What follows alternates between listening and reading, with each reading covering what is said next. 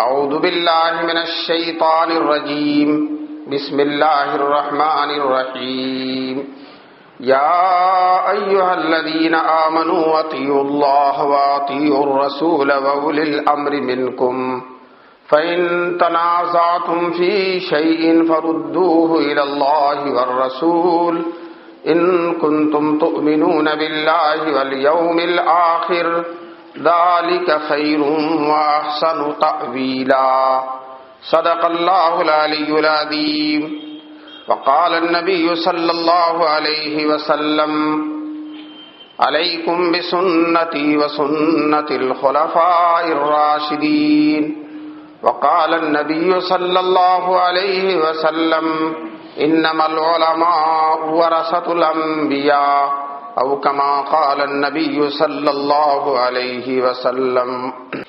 رسول دین خدا کے اگر نمونہ تھے، رسول دین خدا کے اگر نمونہ تھے، صحابہ دیکھنے والے تھے اس نمونے کو۔ حضرت صدر جلسہ معزز اور محترم علماء کرام، محترم بزرگوں اور دوستوں، حضرات علماء کرام، ائمہ اعظام، میں یہاں آ کر بہت خوشی محسوس کر رہا ہوں کہ الحمدللہ یہاں کے خاص لوگوں سے ملاقات ہو گئی، علماء سے، ائمہ سے، دینی ذمہ داروں سے۔ اللہ تبارک تعالی ہم سب کی اس مل بیٹھنے کو قبول فرمائے۔ میں نے آیت پڑھی، آیت میں اللہ تبارک تعالیٰ نے تمام مسلمانوں کے لیے دین پر چلنے کے جو اصول ہیں ان کو بیان فرما دیا ہے۔ دین پر چلنے کے 4 اصول ہیں، اللہ نے اس آیت میں 4 اصولوں کو بیان کر دیا ہے۔ قرآن کریم کی ساری باتوں کا ماننا ضروری ہے۔ کچھ بات مانے اور کچھ بات نہ مانے تو وہ یہودیوں کی طرح ہو جائیں گے، افتؤمنون ببعض الکتاب وتکفرون ببعض۔ وہ اپنی کتاب کے بعد حصے کو مانتے تھے اور بعد حصے کو نہیں مانتے تھے۔ مسلمان کے لیے ضروری ہے کہ قرآن کریم نے جو بھی کہہ دیا 100% اس کا ماننا ضروری ہے۔ سب سے پہلے دین کا پہلا اصول اور پہلی بنیاد ہے، جب بھی ہمارے سامنے کوئی مسئلہ پیش آئے دین کے سلسلے میں، اللہ تعالیٰ فرماتے ہیں یا ایھا الذین آمنوا اطیعوا اللہ، اللہ کی اطاعت کرو۔ اللہ کی اطاعت کا مطلب ہے اللہ کے کلام قرآن کریم کے مطابق جو ہے اس مسئلے کو حل کرو۔ سب سے پہلی بنیادی چیز ہے قرآن، بنیاد ہے، اصل ہے قرآن۔ چنانچہ صحابہ کرام رضوان اللہ علیہم اجمعین کا حال یہی ہے، سب سے پہلے کسی مسئلے میں قرآن کو دیکھتے ہیں۔ قرآن سے اگر رہنمائی مل جاتی ہے کافی ہو جاتا ہے۔ چنانچہ جب جناب رسول پاک صلی اللہ علیہ وسلم نے معاذ بن جبل رضی اللہ تعالیٰ عنہ کو یمن کا دینی ذمہ دار بنا کر بھیجا تھا، اس زمانے میں جو گورنر ہوتا تھا صرف معاملات ہی کا نہیں، دین کے سلسلے میں بھی وہ ذمہ دار ہوتا تھا۔ حضرت نبی پاک صلی اللہ علیہ وسلم کو حضرت معاذ بن جبل سے بڑی محبت تھی۔ نبی پاک صلی اللہ علیہ وسلم نے ان کو یمن بھیجنے کے لیے منتخب کیا، اس لیے کہ یمن کے لوگ مسلمان ہو چکے ہیں، اب دین پر انہیں چلنا ہے تو کوئی دینی رہنما کی ضرورت ہے جو انہیں دین پر چلائے۔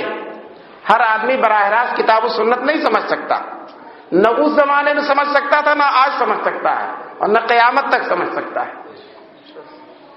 چنانچہ جب حضرت معاذ بن جبل جانے لگے تو رسول پاک صلی اللہ علیہ وسلم انہیں مدینے سے باہر چھوڑنے تشریف لے گئے تھے، اور حضور صلی اللہ علیہ وسلم نے معاذ بن جبل کو سواری پر بیٹھایا تھا اور آپ پیدل چل رہے تھے۔ معمولی بات نہیں ہے، ایک امتی کو نبی پاک صلی اللہ علیہ وسلم نے سواری پر بیٹھایا اور آپ پیدل چل رہے ہیں۔ معاذ کو یہ برداشت نہیں ہو رہا کہ حضور نے حکم دے دیا کہ تم سواری پر بیٹھو۔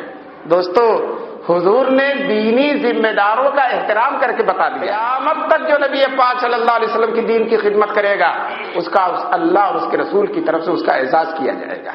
جناب رسول پاک صلی اللہ علیہ وسلم نے اعزاز کر کے بتلا دیا۔ جب حضرت معاذ بن جبل رخصت ہونے لگے جس منزل تک حضور کو پہنچانا تھا وہاں تک پہنچ گئے تو حضور صلی اللہ علیہ وسلم نے کہا معاذ تم جا رہے ہو، جب آؤ گے میری قبر سے گزرو گے، میری مسجد سے گزرو گے، مجھے نہیں پاؤ گے۔ یہ سننا تھا کہ معاذ ابن جبل رونے لگے، اللہ اکبر، آؤں گا یمن سے تو رسول پاک صلی اللہ علیہ وسلم کی زیارت سے محروم رہوں گا، حضور کو نہیں دیکھ سکوں گا۔ ان کے آنکھوں میں آنسو آ گئے، ان کے رونے کو دیکھ کر جناب رسول پاک صلی اللہ علیہ وسلم نے اپنا چہرہ مدینے کی طرف کر لیا۔ حضور نے اپنا چہرہ مدینے کی طرف کر لیا کہ وجہ کیا ہے؟ حضرت معاذ بن جبل کا رونا حضور کو دیکھا نہیں گیا، اور خود حضور کی آنکھوں میں بھی آنسو آ گئے۔ اب معاذ بن جبل اگر حضور کا رونا بھی دیکھ لیتے تو ان کی تو مصیبت کی انتہا ہو جاتی، اور ان کا رونا تھمتا نہ، اس لیے حضور نے اپنا چہرہ دوسری طرف پھیر لیا۔ جیسا کہ آپ چاہتے ہیں کہ کوئی میرا عزیز میرا رونا نہ دیکھے تو آپ چہرہ ادھر ادھر پھیر لیتے ہیں۔ پریشانیاں میری ان سے نہ کہنا، سنیں گے تو وہ بھی پریشان ہوں گے۔ نبی پاک صلی اللہ علیہ وسلم نے اپنا چہرہ مدینے کی طرف کر لیا تاکہ حضور کی آنکھوں کے آنسو معاذ بن جبل نہ دیکھ سکیں۔ دوستو، حضور بھی رو رہے ہیں، معاذ بھی رو رہے ہیں، لیکن اس کے باوجود دین کی ضرورت ہے، اس لیے نبی پاک صلی اللہ علیہ وسلم انہیں بھیج رہے ہیں۔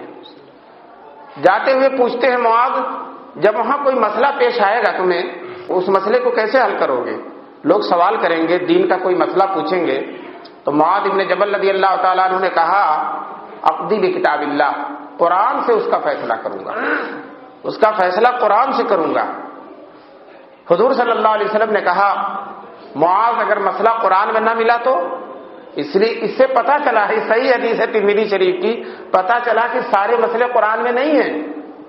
تو حضرت معاذ بن جبل نے کہا اقضی بسنت رسول اللہ، حضور کی طرف اشارہ فرما کر کہ اللہ کے رسول کی حدیثوں کے مطابق فیصلہ کروں گا۔ حضور صلی اللہ علیہ وسلم نے کہا معاذ بن جبل اگر مسئلہ حدیثوں میں بھی نہ ملا تو، غور سے سنیے گا، حضور پوچھ رہے ہیں کہ مسئلہ حدیثوں میں بھی نہ ملا تو، پتہ چلا سارے مسئلے نہ قرآن میں ہیں نہ سارے مسئلے حدیث میں ہیں۔ آج ہمارا ایک طبقہ ہے جو کہتا ہے اہل حدیث کے دو اصول، قول خدا و قول رسول، اسٹیکر لگاتے ہیں، یہ قرآن کے خلاف ہے اسٹیکر، یہ حدیث کے خلاف ہے، یہ حضور صلی اللہ علیہ وسلم کے طریقے کے خلاف ہے، جو دین اللہ نے بھیجا اس دین کے خلاف ہے۔ اس دین کے دو اصول نہیں ہیں، اس دین کے چار اصول ہیں۔ یہیں سے ان کی بنیادی غلطی سمجھ میں آتی ہے۔ اور دوسری غلطی یہ سمجھ میں آتی ہے، میری داڑھی سفید ہو گئی مولانا، آج تک میں کسی اہل حدیث کو یہ نہیں سنا کہ اس مسئلے میں آیت پیش کرو، آج تک میں نے نہیں سنا۔ کہیں گے حدیث پیش کرو، حالانکہ سب سے پہلے کس چیز کا سوال کرنا چاہیے؟ قرآن کا سوال کرنا چاہیے۔ معاذ بن جبل سے جب حضور نے پوچھا تھا کہ مسئلہ پیش آئے گا تو سب سے پہلے کس سے حل کرو گے؟ کیا کہا تھا انہوں نے؟ اور یہ لوگ میں نے آج تک نہیں سنا، ہو سکتا ہے کہ آپ نے جے پور میں سنا ہو تو کوئی صاحب مجھے بتا دیں، آج تک میں نے نہیں سنا کہ قرآن لاؤ۔ جب بھی کوئی مسئلہ ہو کہتے ہیں حدیث لاؤ، بنیاد سے ہٹے ہوئے ہیں یہ لوگ، بنیاد، ان کی یہ بنیادی غلطی ہے، بنیاد سے ہٹے ہوئے ہیں۔ سب سے پہلے ان کو سوال قرآن سے کرنا چاہیے۔ جتنے اہل حق دیکھیے، خود معاذ بن جبل نے حضور سے کہا اقضی بکتاب اللہ، قرآن سے فیصلہ کروں گا، قرآن میں نہیں ملے گا تو حدیث سے فیصلہ کروں گا۔ پھر حضور نے فرمایا اگر مسئلہ حدیث میں بھی نہ ملا تو حضرت معاذ بن جبل فرماتے ہیں اجتہد برأیی، میں اپنی رائے سے اجتہاد کروں گا، ولا آلو، اور میں کوئی کوتاہی نہیں کروں گا۔ جب حضرت معاذ بن جبل نے یہ کہا کہ میں اپنی رائے سے اجتہاد کروں گا اور اس میں کوئی کوتاہی نہیں کروں گا، قرآن حدیث کو سامنے رکھ کر مسئلہ نکالوں گا، اجتہاد کروں گا، قیاس کروں گا، تو حضور صلی اللہ علیہ وسلم اتنا خوش ہوئے کہ انہوں نے معاذ بن جبل کے سینے پر ہاتھ رکھ دیا اور یہ کہا اللہ کا لاکھ لاکھ شکر ہے کہ اللہ نے اپنے رسول کے قاصد کو اس چیز کی توفیق دی جس سے اللہ راضی۔ پتہ چلا سب سے پہلے قرآن سے مسئلہ نکالیے گا، اللہ راضی ہوگا، اور قرآن سے نہیں ملے گا تو کس سے نکالیں گے؟ حدیث سے، اللہ راضی ہوگا، اور حدیث سے بھی نہیں نکلے گا تو اجتہاد سے اللہ راضی ہوگا۔ لیکن ان سے اللہ نہیں راضی ہو سکتا جو سب سے پہلے حدیث کو دیکھے اور قرآن کو نہ دیکھے، اور ان سے بھی اللہ راضی نہیں ہو سکتا جو حدیث کے بعد سارا دروازہ بند کر دیں اور کہہ دیں کہ بس حدیث کافی ہے، کتاب و سنت کافی ہے، اس کے علاوہ کسی چیز، کتاب و سنت خود کہہ رہی ہے کہ کتاب و سنت کافی نہیں ہے۔ میں نے بہت سے علماء کو ان کے دیکھا، اتنی ہی آیت پڑھتے ہیں، اطیعوا اللہ و اطیعوا الرسول، اتنی ہی پڑھتے ہیں، آگے پڑھتے نہیں۔ آگے وَأُولِي الْأَمْرِ مِنْكُمْ، قرآن سے مسئلہ نہ ملے تو حدیث، اور حدیث سے مسئلہ نہ ملے اولی الامر منکم، جو تم میں کے دینی ذمہ دار ہیں ان کی اطاعت کرو۔ اللہ نے صاحب، یہاں علماء بیٹھے ہیں، یہ خصوصی لوگوں کا مجمع ہے، قرآن و حدیث پر نظر رکھنے والے لوگوں کا مجمع ہے۔ میں کہتا ہوں اولی الامر سے مراد ہے دینی ذمہ دار، سیاسی ذمہ دار مراد نہیں ہے بلکہ دینی ذمہ دار۔ سیاسی ذمہ دار کی کیا اطاعت کرنی ہے؟ اطاعت کا مسئلہ چل رہا ہے نا، تو اطاعت تو دینی ذمہ داروں کی ہوگی، اور حضرت ابوبکر دینی ذمہ دار ہیں، حضرت عمر دینی ذمہ دار ہیں، حضرت عثمان دینی ذمہ دار ہیں، حضرت علی دینی ذمہ دار ہیں، یہ خلفائے راشدین دینی ذمہ دار ہیں، یہ ائمہ اربعہ دینی ذمہ دار ہیں، یہ بڑے بڑے علماء جو کتاب و سنت پر نظر رکھ کر کتاب و سنت کی گہرائیوں میں اتر کے مسئلہ نکالتے ہیں، یہ لوگ دینی ذمہ دار ہیں۔ وَأُولِي الْأَمْرِ مِنْكُمْ۔ دیکھیے بہت دفعہ مسئلہ ایسا ہوگا، قرآن میں نہیں ملے گا صراحتاً، حدیث میں نہیں ملے گا، لیکن جب دینی ذمہ داروں سے آپ معلوم کریں گے مسئلہ صراحتاً آپ کو مل جائے گا۔ ایک مسئلہ ہے، بخاری شریف میں روایت ہے کہ نبی پاک صلی اللہ علیہ وسلم نے رمضان میں آخری عشرے میں نئی نماز پڑھائی، یعنی اب تک وہ نماز نہیں پڑھائی تھی۔ پہلے دن جو پڑھائی، صحابہ کرام کہتے ہیں بڑا لطف آیا، بہت لطف آیا۔ کیوں نہ لطف آیا؟ پڑھنے والے جناب رسول پاک صلی اللہ علیہ وسلم، ابھی قاری صاحب پڑھ رہے تھے، کتنا اچھا لگ رہا تھا۔ قاری عبد الباسط جب عمرے کے لیے یا حج کے لیے آتے تھے، حرم کا لاؤڈ اسپیکر ان کو دے دیا جاتا تھا اور وہ قرات کرتے تھے، اور جب ان کی قرات شروع ہوتی تھی مکے میں ٹریفک رک جاتا تھا، گاڑی کا ڈرائیور وہی گاڑی روک دیتا تھا، جب تک قاری صاحب کی قرات پوری نہیں ہوگی تب تک میں آگے نہیں جاؤں گا۔ جب قاری عبد الباسط کی قرات میں یہ دم ہے کہ ٹریفک رک جاتا ہے، تو خود جن پر قرآن اترا، جن کے سینے پر قرآن اترا ہے، جن کو اللہ نے قرآن پڑھایا ہے جناب رسول پاک صلی اللہ علیہ وسلم، ان کی قرات میں کیا عالم رہا ہوگا۔ دوستو حضور کی قرات ہے، رمضان کا مہینہ ہے، پیچھے صدیق اکبر ہیں، فاروق اعظم ہیں، عثمان غنی ہیں، علی مرتضیٰ ہیں، عشرہ مبشرہ ہیں، ساری سب صحابہ کی بھری، کوئی سب میں کوئی غیر صحابی نہیں ہے۔ اور دوستو اگر کوئی غیر صحابی آ گیا ہوگا تو اسی وقت صحابی ہو جائے گا وہ، اگر غیر صحابی آ جائے گا تو اسی وقت صحابی ہو جائے گا حضور کو دیکھ کر۔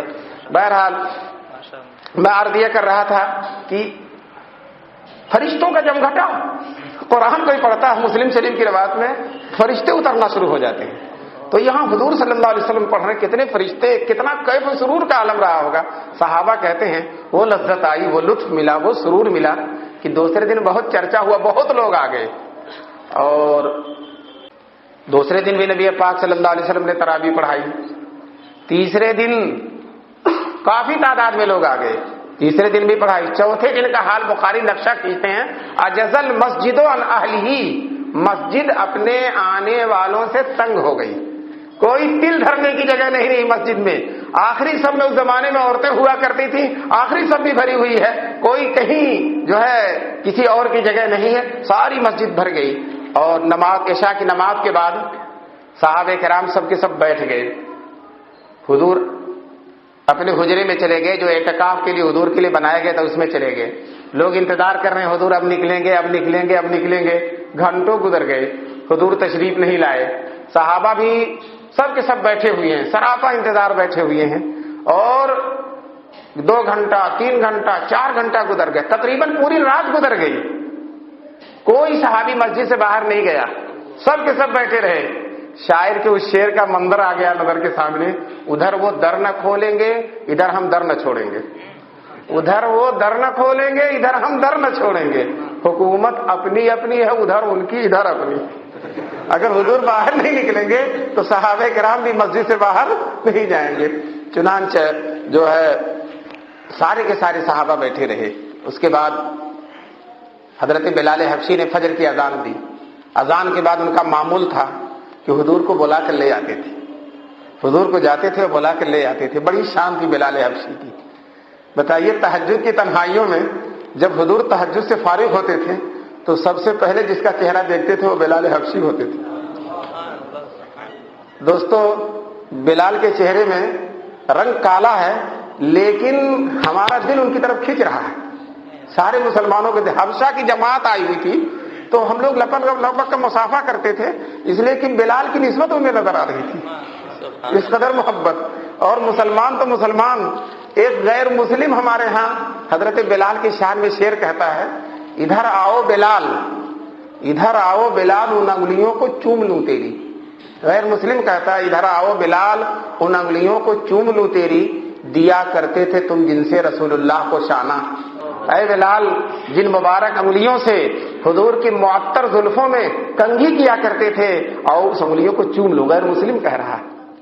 بہرحال بلال حضور صلی اللہ علیہ وسلم کو بلانے گئے، بلا کر لے آئے۔ حضور نے فجر کی نماز پڑھائی۔ نماز کے بعد یاد رکھیے سارے صحابہ بیٹھتے تھے اور اجتماعی دعا ہوتی تھی، اجتماعی دعا ہوتی تھی۔ سن لیجئے غور کر، سن کر، بہت سے لوگ آج کل سعودی عرب سے کیسٹ لا لا کے محدث بن گئے ہیں، سعودی عرب سے کیسٹ لا لا کے محدث بن گئے ہیں اور کہتے ہیں فرض کے بعد دعا ہے ہی نہیں، فرض کے بعد دعا ہی نہیں۔ مجھے تو خطرہ کہ کسی دن یہ نہ کہہ رہے کہ فرض ہی نہیں ہے۔ فرض کے بعد دعا نہیں تو کب دعا ہوگی؟ فرض کے بعد دعا نہیں ہوگی تو کب دعا ہوگی؟ ترمذی شریف کی صحیح حدیث ہے، جو ہے ایک صحابی نے اللہ کے رسول سے پوچھا، بارے رسول پاک صلی اللہ علیہ وسلم، ہم اللہ کے حاجت مند بندے ہیں، بڑی ساری حاجتیں اپنے اللہ کے سامنے رکھنی ہیں، بڑی دعائیں ہیں، بڑی آرزویں ہوتی ہیں، بڑی خواہشیں ہیں، ہم اپنے رب کے سامنے کس وقت رکھیں کہ ہمارا اللہ ہماری دعا کو قبول کرے؟ کون سی قبولیت کا وقت ہے؟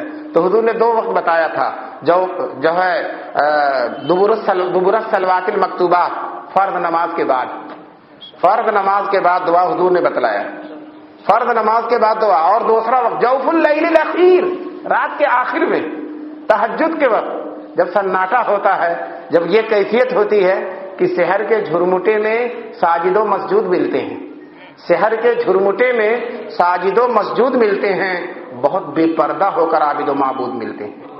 اس تہجد کے وقت 2 وقت حضور نے فرمایا، تہجد کی تو توفیق نہیں ہوتی اور فرض کے بعد بھی غائب کر دیا، دعا تو مانگیں گے کب؟ یہ دعا کب کس وقت مانگتے ہوں گے؟ ہم نے دیکھا امام صاحب سلام پھیرتے ہیں اور مسجد کے گیٹ پہ جوتا تلاش کرتا ہے، اتنی جلدی بھاگتا ہے جیسے لگتا ہے کہ دعا سے چڑ ہے اس کو، حالانکہ حضور کا معمول ہے، صحابہ کا معمول ہے، فرض نماز کے بعد دعا، اجتماعی دعا ہوتی ہے۔ علامہ ابن حجر نے بخاری کی شرح جو فتح الباری ہے، اس میں انہوں نے مقدمے میں لکھا ہے کہ میں فتح الباری میں کوئی حدیث حسن سے کم درجے کی نہیں نقل کروں گا، یا تو صحیح یا حسن درجے کی حدیث۔ اس میں ایک حدیث نقل کی ہے، یہی معاذ بن جبل کی حدیث ہے۔ حضور نے فرمایا یا معاذ انی احبک، اے معاذ میں تم سے محبت کرتا ہوں۔ پھر اس کے بعد حضور کیا فرماتے ہیں؟ اللہ اکبر، معاذ کی قسمت جو ہے آسمان بھی جھومے ان کی قسمت پر۔ کہتے ہیں حضور فرماتے ہیں یا معاذ انی احبک، میں تم سے محبت کرتا ہوں۔ پھر حضور نے فرمایا فلا تدا دبور کل صلاۃ، ہر نماز کے بعد یہ دعا مانگا کر۔ کیا دعا؟ اللہم اعنی علی ذکرک و شکرک و حسن عبادتی، ہر نماز کے بعد دعا مانگا کر۔ حضور معاذ بن جبل سے کہتے ہیں۔ میں آپ سے پوچھنا چاہتا ہوں، حضور کا ارشاد صرف معاذ بن جبل کے لیے ہے، ساری امت کے لیے؟ ساری امت کے لیے۔ جو حضور حدیث ابو ہریرہ سے بیان کرتے ہیں کیا انہی کے لیے ہے؟ حضرت ابو الدرداء سے بیان کرتے ہیں انہی کے لیے ہے؟ معاذ بن جبل سے بیان کرتے ہیں انہی کے لیے، ساری امت کے لیے ہے۔ اور جب ساری امت کے لیے ہے تو ساری امت مانگے گی کہ نہیں مانگے گی؟ تو اسی کا نام اجتماعی دعا ہے، اور کہاں سے؟ اور کیا چیز ہے اجتماعی دعا کی؟ اور حضور بہت اہتمام فرماتے تھے۔ حضور کے بارے میں آتا ہے کہ اذا صلی، جب نماز پڑھ لیتے تھے، مصنف ابن ابی شیبہ میں حدیث ہے، جب رفع یدیہ، اپنا ہاتھ اٹھاتے تھے، ودعا، اور دعا مانگتے تھے۔ جو ہے خیر اس دن بھی فرض نماز کے بعد دعا ہوئی، وہی تراویح والا دن یاد رکھیے گا۔ دعا کے بعد حضور صلی اللہ علیہ وسلم نے سب کو اکٹھا کیا اور کہا لوگوں، یہ جو رات بھر تم بیٹھے میرا انتظار کر رہے تھے، میں دیکھ رہا تھا، میں تمہارا انتظار دیکھ رہا تھا۔ لم یخفى علی مکانکم، تمہارا یہاں ہونا مجھ پر مخفی نہیں تھا، پوشیدہ نہیں تھا، میں دیکھ رہا تھا، لیکن میں اس لیے نہیں نکلا کہ آج چوتھے دن پڑھاؤں اور پھر پڑھاتا رہوں، تو تمہارے ذوق و شوق کو دیکھ کر، تمہارے جذبے کو دیکھ کر، تمہاری خواہش و تمنا کو دیکھ کر کہیں اللہ اس نماز کو فرض نہ کر دے۔ دوستو اس سے صحابہ کے بارگاہ خداوندی میں مقبولیت کی دیکھیے کہ اگر صحابہ کسی چیز کو چاہیں تو اللہ اسے فرض کر دیتے ہیں. دوستو بہت دفعہ ایسا ہوا کہ صحابہ نے کسی چیز کی خواہش کی، اللہ نے اس کو قرآن کی آیت بنا دیا. دوستو خواہش تو بڑی خطرناک چیز ہوتی ہے نا، لیکن صحابہ کی خواہش اتنی پسندیدہ ہے کہ اللہ نے اس کو قرآن کی آیت بنا دیا. حضرت عمر، جبھی قاری صاحب نے جن کا تذکرہ کیا، حضرت عمر نے ایک دن حضور صلی اللہ علیہ وسلم سے کہا لم اتخذنا مقام ابراہیم مصلی، کاش کہ یہ مقام ابراہیم، وہ پتھر جس پر ابراہیم علیہ السلام نے خانہ کعبہ کو تعمیر کیا تھا، اور اس پتھر کی خصوصیت ہے دیوار اونچی ہوتی تو پتھر بھی اونچا ہوتا چلا جاتا تھا، تو وہ وہاں رکھا ہوا. حضور صلی اللہ علیہ وسلم سے حضرت عمر کہتے ہیں کاش کہ جب ہم طواف کر کے فارغ ہوا کریں تو 2 رکعت یہاں نماز پڑھ لیا کریں یہاں مقام ابراہیم کے پاس. حضور نے کوئی جواب نہیں دیا، اس لیے کہ ابھی اللہ سے حکم نہیں آیا تھا. تھوڑی دیر کے بعد جبریل آتے ہیں، کہتے ہیں واتخذوا من مقام ابراہیم مصلی. دوستو یہی نہیں کہ فاروق اعظم کی خواہش قرآن کی آیت بنی، فاروق اعظم کے الفاظ بھی قرآن کی آیت بن گئے. یہ کمال کے لوگ. انہوں نے فرمایا تھا لم اتخذنا مقام ابراہیم مصلی، اللہ نے کہا واتخذوا من مقام ابراہیم مصلی، وہی الفاظ اللہ نے قرآن کی آیت بنا دیا. دوستو یہ شان ہے صحابہ کرام رضوان اللہ علیہم اجمعین کی. بہرحال حضور نے کہا کہ کہیں تمہارے ذوق و شوق کو دیکھ کر اللہ تعالیٰ اس آیت کو فرض نہ کرے، اس نماز کو فرض نہ کر دیں. پھر دوستو حضور کی زندگی میں وہ نماز نہیں ہوئی. اس کے بعد حضرت ابو بکر صدیق کی خلافت آئی، 2.5 سال کی خلافت، 2 سال 4 مہینہ، اتنی ہی خلافت اور بہت سارے فتنے. اور اللہ اکبر، فاروق حضرت ابو بکر صدیق دبلے پتلے انسان، لیکن موٹے سے موٹے فتنے کو بھی زندہ نہیں چھوڑا. انہوں نے 4 لوگوں نے نبوت کا دعویٰ کیا، 4 لوگوں نے، سب کو صحیح کر دیا، ایک کو صحیح کر دیا. آج مرزا غلام احمد قادیانی جھوٹا 150 سال سے نبوت کا دعویٰ کیے ہوئے ہیں اور اتنی ساری دنیا پریشان ہے، ابھی تک ختم نہیں ہوا. اور صدیق اکبر نے 4 مدعی نبوت کو صاف کر دیا، ختم کر دیا، نیست و نابود کر دیا. مسیلمہ کذاب، اسد انسی، طلیحہ اور ایک شجاع نام کی عورت نے بھی نبوت کا دعویٰ کر دیا تھا کہ جب مرد نبی ہے تو عورت کیوں پیچھے رہی. تو کسی نے اس سے کہا لا نبی بعدی، حضور نے فرمایا میرے بعد نبی نہیں ہوگا، تو کہاں سے آ گئی؟ تو کہنے لگی حضور نے نبی کا انکار کیا، نبیہ کا انکار نہیں کیا. میں دیکھیے آپ سے بتا دوں، یہ جتنے گمراہ فرقے ہیں حدیثوں میں تعویل کرتے ہیں، اپنے من کو حدیثوں میں داخل کرتے ہیں، اپنی مرضی کو حدیثوں میں داخل کرتے ہیں. یہ حدیث نہیں مانتے، حدیث کو اپنی مرضی کے مطابق ڈالتے ہیں. بہرحال یہ فتنے وہیں سے چلے ہیں. چنانچہ اس نے کہا کہ حضور نے نبی کا انکار کیا، نبیہ کا انکار نہیں کیا. خیر صدیق اکبر کے 2.5 سال کی خلافت کا زمانہ اور سارے فتنے سب ختم ہو گئے اور ان کی خلافت کا زمانہ بھی ختم ہو گیا. پھر وہ زمانہ آیا جس پر اسلام جتنا ناز کرے کم ہے. حضرت فاروق اعظم کی خلافت کا زمانہ کیا 10 سال 6 مہینہ 10 سال 6 مہینہ. ایک انگریز جو دشمن اسلام ہے وہ لکھتا ہے کہ اگر فاروق جیسا ایک انسان اور پیدا ہو جاتا تو ساری دنیا اسلام ہو جاتی.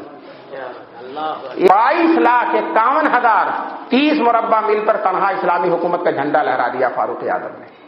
دوستو 4,000 جامع مسجدیں بنوائی حضرت فاروق اعظم نے. 1,000 دارالحرب جو شہر تھے ان کو دارالاسلام میں بدل دیا حضرت فاروق اعظم نے. فاروق اعظم کی خدمتوں کا کوئی مقابلہ کر سکتا ہے؟ دوستو بہرحال میں عرض یہ کر رہا تھا کہ جب فاروق اعظم کی خلافت کا زمانہ آیا، رمضان میں ایک دن مسجد نبوی سے گزر رہے تھے، الگ الگ تراویح ہو رہی تھی، جماعت سے نہیں ہو رہی تھی. حضرت فاروق اعظم نے کہا انشاءاللہ میں ان سب لوگوں کو ایک امام کے پیچھے جمع کر دوں گا، ایک امام کے پیچھے جمع کر دوں گا. ابھی 2-3 دن بھی نہیں گزرے تھے کہ سب سے بڑے قاری حضرت ابی بن کعب سے کہتے ہیں حضرت فاروق اعظم کی چلو سب کو ایک ساتھ نماز پڑھاؤ، مسجد نبوی میں ایک ساتھ نماز پڑھاؤ. ابی بن کعب نے جو نماز پڑھائی 20 رکعت پڑھائی. کتنی رکعت پڑھائی؟ 20 رکعت. اور کسی صحابی نے اختلاف نہیں کیا. میں آپ سے سوال کرتا ہوں, جو حضور نے 3 دن پڑھائی تھی اس میں جے پور کے لوگ تھے یا صحابہ کرام تھے؟ تو جے پور والوں کی بات مانی جائے گی یا صحابہ کی بات مانی جائے گی؟ اور صحابہ سب کے سب 20 پڑھ رہے ہیں, کوئی ایک بھی 8 نہیں پڑھ رہا, ثبوت نہیں لا سکتے, سارے کے سارے 20 پڑھتے ہیں اور وہ حضور کے پیچھے پڑھنے والے لوگ ہیں. اگر حضرت فاروق اعظم نے کچھ کمی و بیشی کی ہوتی تو وہ لوگ اعتراض کرتے. دوستو یہ صحابہ کرام کا اجماع ہو گیا, یہ صحابہ کرام کا اجماع ہو گیا. وہی اللہ نے فرمایا اطیعوا اللہ ہے واطیعوا الرسول ہے واولی الامر منکم, جو تمہارے دینی ذمہ دار ہیں ان کی اطاعت کرو. دوستو اتنا بڑا اجماع تو کوئی ہوا ہی نہیں, عملی اجماع ہے, تواتر کے ساتھ اجماع ہے, کسی ایک نے بھی اس اجماع کی مخالفت نہیں کی ہے. اور دوستو میں آپ سے عرض کر دوں, آج پوری دنیا میں جہاں بھی 20 رکعت تراویح پڑھی جا رہی ہے ان سب پڑھنے والوں کو جتنا ثواب ملتا ہے تنہا فاروق اعظم کو بھی ملے گا. کیوں؟ خود حضور نے فرمایا جو کوئی بہترین طریقہ رائج کر دے تو من سن سنتن حسنتن فلہ اجرھا واجر من عمل بها او کما قال النبی صلی اللہ علیہ وسلم, جو بہترین طریقہ رائج کر دے تو جتنے لوگ اس پر عمل کریں گے سب کا ثواب اس کو ملے گا. دوستو ایک بات اور بتلا دوں, آج ساری دنیا میں جتنے حافظوں کو قرآن یاد ہے سب حضرت فاروق اعظم کے ممنون احسان ہے. کیوں؟ یہ تراویح نہ ہوتی, حضور نے تو 3 دن پڑھایا تھا, پورا قرآن ہوا تھا 3 دن میں؟ پورا قرآن تو نہیں تھا. پورا قرآن کس نے جاری کیا؟ حضرت عمر فاروق نے. اور ہمارے یہ بھائی جو حضرت عمر فاروق کی بات نہیں مانتے تو 8-20 میں تو نہیں مانتے ہیں, قرآن پورا یہ بھی پڑھتے ہیں, 8 ہی میں پورا قرآن پڑھتے ہیں. ہم کہتے ہیں پھر کیوں تم فاروق کی اقتدا کرتے ہو؟ حضور نے تو 3 دن میں پورا قرآن نہیں پڑھا تھا, تم بھی بدعت کرتے ہو. پورا قرآن کیوں پڑھتے ہو؟ جتنا حضور نے پڑھا تھا اتنا ہی پڑھو. پورا قرآن کہاں سے لائے؟ تو پورا قرآن پڑھنے میں تو فاروق کی بات مانو, فاروق اعظم رضی اللہ تعالیٰ عنہ کی, اور جماعت سے پڑھنے میں ان کی بات مانو. حضور نے تو چھوڑ دیا تھا, لیکن 20 رکعت پڑھنے میں ان کی بات نہ مانو. تو ان کی بعض اسوے پر چلو اور بعض اسوے پر جو تمہیں اچھا لگے اس پر چلو, جو نہ اچھا لگے اس پر نہ چلو. یہ دین نہیں ہے, دین نام ہے پورے اطاعت کا. یا ایھا الذین آمنوا ادخلوا فی السلم کافہ, پورے طور پر اسلام میں داخل ہونا پڑے گا. بہرحال میں عرض یہ کر رہا تھا کہ حضرت فاروق اعظم نے تراویح شروع کی کتنی رکعت؟ بولیے 20 رکعت. سارے صحابہ نے پڑھی کتنی؟ اور وہ صحابہ سب کے سب وہ ہیں جو کہ حضور کے پیچھے پڑھنے والے ہیں, اور کسی نے بھی کوئی مخالفت نہیں کی. اور میں آپ سے بتا دوں, جس دن حضرت فاروق اعظم نے 20 رکعت تراویح شروع کی تھی, حضرت علی سفر میں گئے تھے, رات میں پہنچے عشاء کے بعد, کافی دیر کے بعد دیکھا مسجد میں بڑی روشنی ہو رہی ہے اور مسجد میں بڑا مجمع ہے. پوچھا اس وقت عشاء کی نماز تو کب ہو گئی ہوگی, یہ مسجد میں روشنی کیسی ہے؟ تو کسی نے کہا حضرت عمر فاروق نے 20 رکعت تراویح شروع کر دی ہے. اب حضرت علی کا سننا تھا کہ وہی ہاتھ اٹھا کر دعا کرتے ہیں, بار الہ, جس طرح سے عمر فاروق نے ہماری مسجدوں کو منور کر دیا, بار الہ ان کی قبر کو منور فرما دیجیے.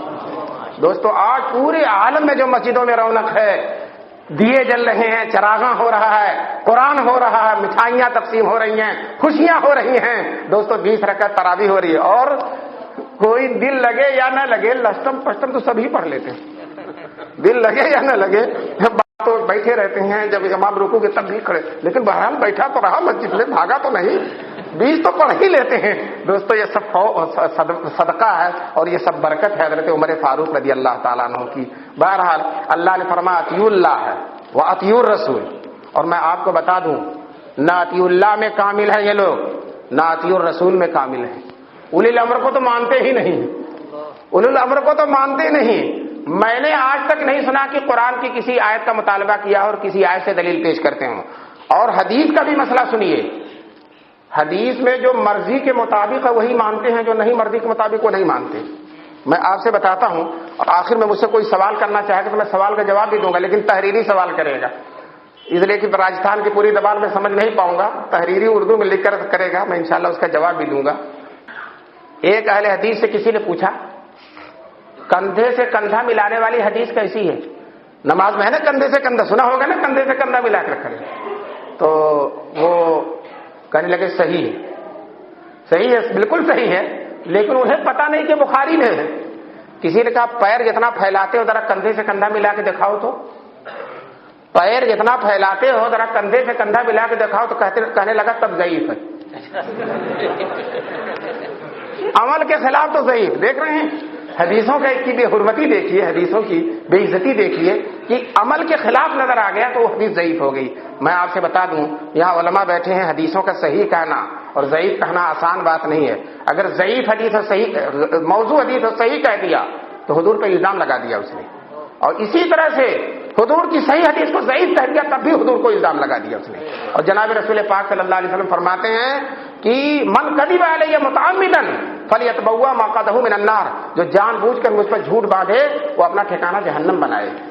بڑے بڑے علماء, علامہ مزی, علامہ عینی, علامہ ذہبی, لاکھوں حدیثیں جن کو یاد ہیں, جب کسی حدیث کو ضعیف کہنا ہوتا یا صحیح مہینوں غور کرتے تھے, سارے طرق پر غور کرتے تھے, ایک ایک راوی کی تحقیق کرتے تھے, اسماء رجال کی کتابیں کنگال ڈالتے تھے, اور پھر بھی نہیں سمجھ میں آتا تھا تو اپنے کسی بڑے محدث سے پوچھتے تھے. آپ ترمذی شریف پڑھیے, اکثر امام ترمذی, حالانکہ اتنے بڑے عالم ہیں, اتنے بڑے محدث امام ترمذی, اس کے باوجود کہتے ہیں سألت محمد عن هذا الحدیث, میں نے امام بخاری سے اس حدیث کے بارے میں سوال کیا. امام ترمذی تو امام بخاری سے سوال کریں, مہینوں غور کریں, اور ہمارے جے پور کے بخاری لوگ دھڑ سے ضعیف, نہیں سمجھ میں آئی تو حدیث کیا ہو گئی, ضعیف ہو گئی. دوستو یہ بہت بڑا الزام ہے حدیثوں کے خلاف, حضور کے خلاف بہتان تراشی ہے اور اپنے آپ کو بربادی کی دعوت دینا ہے. ایک جاہل اٹھ کر, انگوٹھا ٹیک اٹھ کر, اسے پتا بھی نہیں کہ ضعیف کس کو کہتے ہیں, صحیح کسے کہتے ہیں, دھڑ سے حدیث جب اس کے عمل کے خلاف ہو گئی تو اس کو ضعیف کہہ دیا. لطیفہ یہ پیش آیا, پاکستان میں اسی طبقے کے ایک آدمی نے چیلنج کر دیا کہ ہم مناظرہ کریں گے. بڑا شوق ہوتا مناظرہ کرنے کا, اور جب علماء آتے ہیں تو پھر ادھر ادھر بھاگ جاتے ہیں, اور طے کر دیا کہ مناظرہ کریں گے قاری حنیف صاحب سے. قاری حنیف وہ جو گاگا کے تقریر کرتے ہیں نابینا کے, سوچا یہ نابینا ان سے نمٹ لیں گے.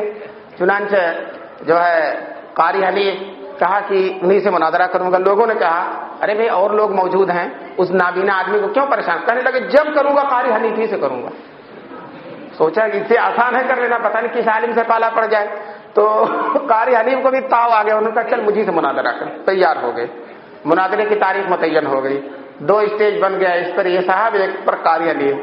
قاری حنیف نے کوئی حدیث سنائی جو ان کے اپنے مسلک کے یا خاندانی جو طریقہ چلا رہا اس کے خلاف تھی, تو اس نے دھڑ سے کہہ دیا, اس دن اس کی قسمت پھوٹی ہوئی تھی, ضعیف بھی نہیں کہا, کہہ دیا یہ حدیث جو ہے غریب ہے, یہ حدیث غریب ہے. قاری حنیف نے کہا تو غریب ہے, تیرا باپ غریب ہے, تیرا خاندان غریب ہے, کیا میرے حضور کی حدیث تجھ سے دال روٹی مانگنے گئی تھی کہ تو اسے ضعیف غریب کہتا ہے؟ پھر مجمع کی طرف مخاطب کر کہا یہ غریب ہے, یہ حدیث غریب ہے. سب لوگوں کا یہی غریب ہے. تو یہ غریبوں کی جماعت ہے, ضعیفوں کی جماعت ہے, یہ خود ضعیف ہیں اور حدیثوں کو ضعیف سمجھتے ہیں. اور دوستو جب اپنا عمل کا وقت آتا ہے, ان سے زیادہ ضعیف حدیث پر کوئی عمل کرنے والا نہیں. صلاۃ الرسول نام کی پتلی سی کتاب ہے, اس میں 80 ضعیف حدیث ہیں, 80 ضعیف حدیث ہیں. تبلیغی نصاب حدیث کے مسئلے کی کتاب نہیں ہے, وہ فضائل کی کتاب ہے. فضائل میں ضعیف حدیثیں چلتی ہیں اور مسائل میں ضعیف نہیں چلتی, اور اس کے باوجود ان کے مسائل کی کتاب پتلی سی کتاب ہے اور اس میں 80 حدیثیں ضعیف ہیں. اور یاد رکھیے بہت سی حدیثوں پر جو بالکل ضعیف ہیں اور عمل کرتے چلے آ رہے ہیں. سینے پر ہاتھ رکھنے کی جتنی حدیثیں سب ضعیف ہیں. میں آپ سے کہہ رہا ہوں, محدثین کی تحقیق کے مطابق کر رہا ہوں, لیکن دیکھو تو جب دھڑ سے سینے ہی پر ہاتھ رکھے ہوئے سب ضعیف ہے, کوئی حدیث صحیح نہیں ہے. بنیادی طور پر سینے پر ہاتھ رکھنے کی حدیث 3 ہے. ایک حدیث وائل ابن حجر کی ہے, اس میں راوی ہیں محمد ابن حجر. علماء بیٹھے ہیں اس لیے میں ذرا روایت کا بھی تذکرہ کرتا ہوں. راوی ہیں محمد ابن حجر. محمد ابن حجر جو ہیں منکر الحدیث ہیں. منکر الحدیث کا مطلب ہے کہ جن کی حدیث مانی نہیں جاتی. اور اسی میں دوسرے راوی ہیں محمد ابن اسماعیل. امام بخاری نے ان کے بارے میں کہا یہ بھی منکر الحدیث ہیں. تو یہ ہے ایک حدیث وائل ابن حجر کی, 2 منکر الحدیث اس میں. دوسری حدیث قبیصہ ابن حلب کی روایت ہے, اس میں ایک راوی ہیں سماک ابن حرب. سماک ابن حرب کے بارے میں محدثین لکھتے ہیں لین الحدیث, ان کی حدیث ڈھیلی ہوتی ہے, کمزور ہوتی ہے, یعنی اتنی ڈھیلی ہوتی ہے کہ سینے پہ ہاتھ رکے گا نہیں, سینے پہ ہاتھ رکے گا نہیں. اور تیسری روایت جو ہے وہ طاؤس کی ہے. اور میں آپ سے بتا دوں صحابی کا قول ان کے یہاں حجت نہیں ہے, تو طاؤس تو تابعی ہے, تابعی کا قول کہاں سے حجت ہوگا؟ تو یہ 3 حدیثیں ہیں, وائل ابن حجر والی حدیث, قبیصہ ابن حلب والی حدیث اور طاؤس والی حدیث. یہ 3 حدیث ہے سینے پہ ہاتھ رکھنے کی. اب ناف پر ہاتھ رکھنے والی حدیثیں میں سناتا ہوں. مصنف ابن ابی شیبہ جلد 1 میں کتاب الصلاۃ میں جو ہے حدیث ہے حضرت علی رضی اللہ تعالیٰ عنہ کی، فرماتے ہیں ان من السنتی، رسول پاک صلی اللہ علیہ وسلم کی سنت ہے، وضع الیمین علی الشمال تحت السرہ، دایاں ہاتھ بائیں ہاتھ پر ناف کے نیچے رکھنا یہ سنت ہے جناب رسول پاک صلی اللہ علیہ وسلم. حضرت علی فرماتے ہیں ان من السنتی، یہ سنت ہے، وضع الیمین علی الشمال تحت السرہ، دایاں ہاتھ بائیں ہاتھ پر ناف کے نیچے رکھنا یہ جو ہے سنت ہے جناب رسول پاک صلی اللہ علیہ وسلم کی.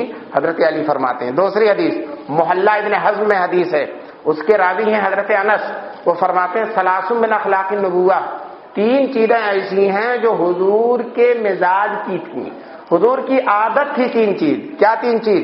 نمبر 1 افطار جلدی کرنا، رمضان میں افطار جلدی کرنا، لیکن دوستو اتنی بھی جلدی نہ ہو جائے کہ دن ہی نہ ڈوبے، اتنی بھی جلدی نہیں ہو جائے کہ دن بھی نہ ڈوبے. ہمارے ہاں یو پی میں الہ آباد میں گنگا ندی اس کے کنارے ایک گاؤں ہے، ایک مسجد اہل حدیث لوگوں کی ہے اور ایک مسجد حنفی لوگوں کی ہے.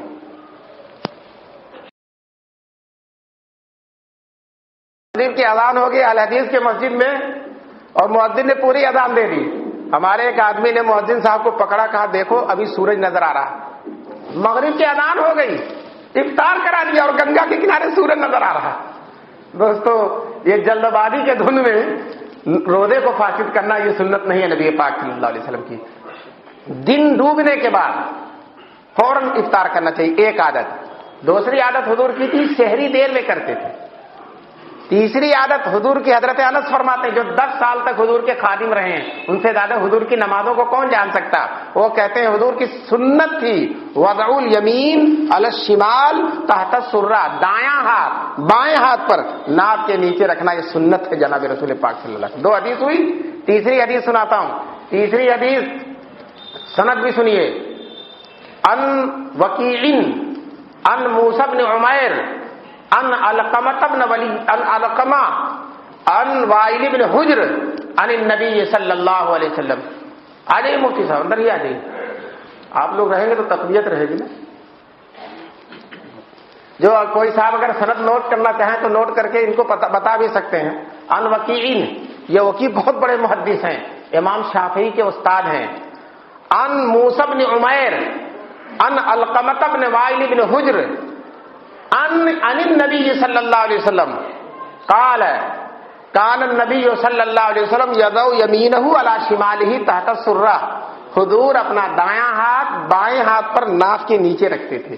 یہ حدیث صنعت کے اعتبار سے اتنی صحیح ہے کہ غیر مقلدوں کے سب سے بڑے عالم مولانا عبد الرحمن مبارک پوری وہ بھی کہتے ہیں صنعت صحیح، صنعت صحیح ہے لیکن جو بات صنعت سے وہ صحیح نہیں، سند صحیح ہے، وہ بھی انہوں نے لکھا ہے سند صحیح ہے. دوستو جب یہ حدیثیں سنائی گئیں تو الحمدللہ کچھ علماء اہل حدیث کو بھی ہدایت ہو گئی. عوام کو تو جلدی نہیں ہو رہی، علماء کو ہو گئی ہے اور وہ ہاتھ اپنا انہوں نے کچھ نیچے کر لیا. وہ اتنا بہت زیادہ نہیں کر رہے ہیں، تھوڑا نیچے کر لیا. انشاءاللہ اور کھل جائیں گے 2-4 ملاقاتوں میں، اور کھل جائیں گے 2-4 ملاقاتوں میں. جو دوستو اسی طرح سے میں ایک بات بتا دوں، یہ لوگ بدعت بہت کہتے ہیں، لیکن دیکھیے میں چوٹ نہیں کر رہا ہوں لیکن میں صحیح بات کہہ رہا ہوں. اس فرقے سے زیادہ بدعت کرنے والا کوئی نہیں، اس فرقے سے زیادہ بدعت کرنے والا ہمارے اور بھائی ہیں تو ان کے بڑوں نے جو بدعت ایجاد کر دی ہے اسی پہ چل رہے ہیں. میلاد قیام جو اعلیٰ حضرت وغیرہ اسی پہ چل رہے ہیں، نئی نہیں کر رہے ہیں، اسی پہ چل رہے ہیں، اسی کو بڑھا گھٹا رہے ہیں، اسی میں چل رہے ہیں. لیکن ان کا ہر فرد بدعت ایجاد کرتا ہے، ہر فرد بدعت ایجاد کر نئی باتیں چھیڑیں گے، نئے مسئلے پیدا کریں گے. ایک مسئلہ یہ پیدا کیا، میں وہاں جاتا ہوں مدراس میں ایک جگہ ہے، وہاں میرے بزرگوں نے بھیجا تھا، ان کا فتنہ تھا زیادہ اور ان کی زیادہ سرگرمی تھی، مجھے بزرگوں نے وہاں بھیجا. تو میں ہر سال وہاں جاتا تھا تو میں پوچھتا تھا اس سال کیا بدعت ایجاد کی ان لوگوں نے، تو بتاتے تھے اس سال یہ کیا. ایک سال گیا تو کہا اس سال یہ بدعت ایجاد کیا ہے کہ بھینس کی قربانی جائز نہیں، بھینس جائز نہیں ہے. مجھ سے اوکھلے میں دلی میں اسے تقریر کر رہا تھا، ایک صاحب نے کہا کہ بھینس کی قربانی کس حدیث سے ثابت ہے؟ میں نے کہا اوکھلے میں رہنا کس حدیث سے ثابت ہے؟ تو اوکھلے میں رہتے ہو یہ کس حدیث سے ثابت؟ ارے بھائی حدیث سے اصول ثابت ہوتے ہیں، اصولی چیزیں اسی کے تحت ساری چیزیں ہیں. گائے کی قربانی حدیث سے ثابت ہے، بقرہ کی. اور قاموس جو لغت کی کتاب، اس میں لکھا الجاموس النوم من البقرہ، بھینس بھی گائے ہی کی ایک نوع ہے، ایک قسم ہے. تو جب گائے کی جائز ہے تو بھینس کی بھی جائز ہے. ہر ایک کے بارے میں حدیث میں تھوڑا ہوگا کہ ایک ایک چیز جو ہے اس شہر کا نام جے پور رکھو، حدیث سے ثابت ہے کہ نہیں ثابت ہے. ثابت ہے تو ہر چیز میں حدیث نہیں ہوتی، اصولی باتیں حدیث سے نکلتی ہیں. بہرحال ایک نئی بدعت ایجاد کی ہے، پتہ نہیں آپ لوگوں کے یہاں ہے یا نہیں ہے. میری طرف دیکھیے گا نماز میں تحیات میں بیٹھ کر، ہے کہ نہیں یہاں؟ میں آپ سے اس کے بارے میں بتلا دیتا ہوں. بخاری شریف میں کوئی روایت انگلی نہ اٹھانے کی ہے نہ ہلانے کی ہے بخاری میں. مسلم شریف میں 6 حدیثیں ہیں، اور 6 حدیثوں میں ہے، کہیں ہے یشیر باصبعہ، کہیں یشیر باصبعہ سبابہ، کہیں یشیر بالسبابہ، کہیں رفع باللتی تلی الابہام، کہیں اشار باللتی تلی الابہام. اس طرح کے الفاظ مسلم شریف میں آئے ہیں. صرف اشارہ کرنے کی بات، بخاری میں تو اشارہ کرنے کی بات ہے، مسلم میں صرف اشارہ کرنے کی بات ہے. ہلانے کی بات کہیں مسلم شریف کے اندر کہیں بھی نہیں آئی ہے. تو اور ابو داؤد میں 4 حدیثیں ہیں. ایک حدیث ہے عبداللہ بن زبیر کی، اس میں یہ ہے کہ لا یحرکو، حضور ہلاتے نہیں تھے، انگلی اٹھاتے تھے، ہلاتے نہیں تھے. اور ابو داؤد میں وائل بن حجر کی بھی حدیث ہے جس میں ہے کہ حضور انگلی اٹھاتے تھے. وہاں عبداللہ ابن زبیر تو کہتے ہیں ہلاتے نہیں تھے، اور جو ہے وائل ابن حجر کہتے ہیں اٹھاتے تھے. سنیے، پوری ابو داؤد شریف میں کہیں انگلی ہلانے کی حدیث نہیں ہے. لیکن ایک بات علماء کے نوٹ کرنے کی ہے، صاحب مشکات سے بھول ہو گئی. صاحب مشکات بہت بڑے محدث ہیں، سب کچھ ہیں، لیکن انسانی بھول ہو گئی. انہوں نے انگلی ہلانے والی حدیث کا حوالہ ابو داؤد کا دے دیا، حالانکہ ابو داؤد میں کہیں انگلی ہلانے کی حدیث نہیں ہے. اب ان لوگوں نے جو امام ابو حنیفہ کی تو تقلید نہیں کریں گے، امام شافعی کی نہیں کریں گے، اب وہ صاحب مشکات کی تقلید میں جٹ گئے لوگ. اور تمام علماء اہل حدیث اپنی کتابوں میں لکھتے ہیں کہ ابو داؤد میں انگلی ہلانے کی روایت ہے، حالانکہ ابو داؤد میں کہیں بھی نہیں ہے. صاحب مشکات نے غلط حوالہ دے دیا اور انہوں نے صاحب مشکات کی تقلید کر ڈالی. اور الحمدللہ ثم الحمدللہ ہم احناف ایک ایک حدیث کی تحقیق کرتے ہیں، کسی کے حوالوں پر اکتفا نہیں کرتے. تو سنیے، ابو داؤد میں کوئی حدیث انگلی ہلانے کے لیے ہے، یہاں میں آپ سے عرض کرتا ہوں. ہاں، نسائی شریف میں وائل ابن حجر، وہی وائل ابن حجر، ان کی روایت ابو داؤد میں انگلی اٹھانے کی، اور انہی کی روایت نسائی شریف میں ہے انگلی ہلانے کی. نسائی شریف میں، ابو داؤد میں نہیں ہے. لیکن ان لوگوں نے حوالہ کس کا دیا؟ کس کی تقلید کر کے؟ صاحب مشکات کی. امام حنیفہ کی نہیں کر رہے ہیں، اور کس کی کر رہے ہیں؟ صاحب مشکات کی. صحیح میں نہیں تقلید کرتے ہیں، غلط میں تقلید کرتے ہیں. دیکھیے، جب صحیح سے ہٹے گا تو غلط کرے گا، صحیح کی بات تو غلط ہی کا نمبر ہوتا ہے نا. خیر، نسائی شریف میں وائل ابن حجر کی روایت ہے انگلی ہلانے کی، لیکن اس کا مطلب کیا ہے؟ حدیث کا مطلب جو ہے محدثین سے سیکھنا. اپنے گھر بیٹھے بخاری کا ترجمہ دیکھ کر حدیث کا مطلب نہیں آ جائے گا. بخاری کا ترجمہ جو ہے عجیب بات ہے، جس کو دیکھو بخاری کا ترجمہ لیے پھر رہا ہے، بخاری کا ترجمہ، اور محدث بنا ہوا بخاری کا ترجمہ ان کا اٹھا کر. ترجمہ سے دین نہیں آتا. ترجمے سے اگر دین آتا تو پھر حضور صلی اللہ علیہ وسلم جو ہے کیوں مبعوث ہوتے؟ قرآن اتر جاتا اور لوگ صحابہ تو سب جانتے تھے نا، سب سیکھ لیتے. پتا چلا کہ دین سکھانے سے آتا ہے، انما العلم بالتعلم، سیکھنا پڑتا ہے.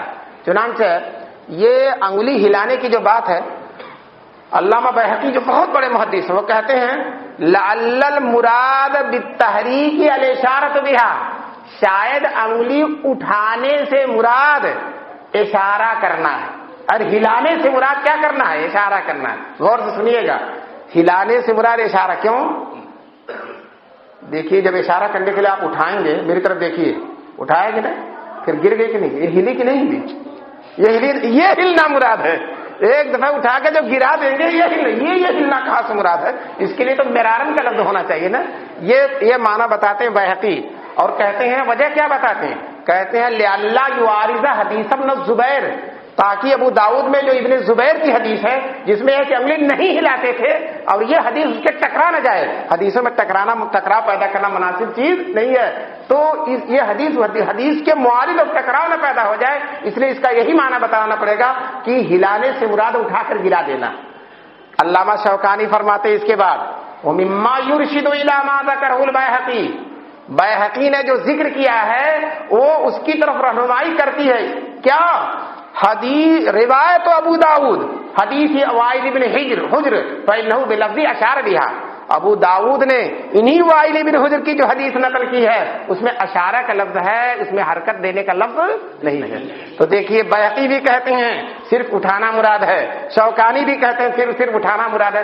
یہ پتہ نہیں کہاں سے ہلانا شروع کر دیا. میں نے بمبئی میں تقریر کرتے ہوئے علماء اہل حدیث سے کہا تھا کہ تمہارے عوام جو ہے کتاب و سنت کے کنٹرول میں نہیں تو کم سے کم اپنے کنٹرول میں تو رکھو، اپنے کنٹرول میں تو رکھو. تم نہیں انگلی ہلاتے، تمہارے بڑے نہیں ہلاتے تھے، اب یہ انگلی ہلا رہے. بڑے اہل حدیث لوگ نہیں ہلاتے تھے، مولانا عبد الرحمان نے کبھی نہیں. یہ جو میں نے روایت نقل کی ہے نا، جو اہل حدیثوں کے بڑے عالم تھے مولانا عبد الرحمان مبارک پوری شاعر ترمذی، ان کی کتاب سے میں نے حوالے نقل کیے ہیں. یہ جو بیہقی کا قول نقل کیا ہے اور اسی طرح سے میں نے قول جو نقل کیا شوکانی کا وہ مولانا عبد الرحمان کی کتاب سے نقل کیا ہے اور انہوں نے اس کو تسلیم کیا ہے کہ انگلی ہلانا ثابت نہیں ہے. اب آپ تو انہوں نے تو اتنا غضب کر دیا. ابھی میں مظفر نگر میں دیوبند کے قریب مظفر نگر وہاں میں نے نماز پڑھی تو مجھے دیکھ کر ایک صاحب نے اتنا ہلایا کہ نماز کے بعد بھی ہلانے لگے. سلام پھیر دیا تمام نے، تب بھی ہلانا شروع کر دیا.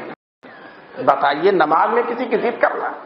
یہ میں یہ کہہ رہا ہوں کہ یہ طبقہ حدیث پر عمل کر رہا ہے، یہ حدیث نفس پر عمل کر رہا ہے، نفسانیت پر عمل کر رہا ہے. کیا نماز کسی کے چڑھانے کی چیز ہے؟ اگر چڑھانا تو سلام پھیرنے کے بعد کب ہلا رہا تھا. اور جس مدراس کے جس شہر کا تذکرہ میں نے کیا وہاں حنفیوں کی مسجد میں جا کر 2-3 کے بیچ میں ایک بیٹھ جاتا اور خوب انگلی ہلاتا، پوری نماز ہلاتا رہتا جو ہے جو تحیات کو ہلاتا. اب اگر کچا نمازی ہو تحیات بھول جائے گا، ان کی انگلی دیکھنے کے چکر میں تحیات بھول جائے گا. کہا ہے کسی شاعر نے جنازے پر میرے وہ ماہرو جس آن آ نکلا، جنازے پر میرے وہ ماہرو جس آن آ نکلا، نمازی اس قدر بھولے کہ ایک تکبیر کم کر دی. تو یہی حال ہو.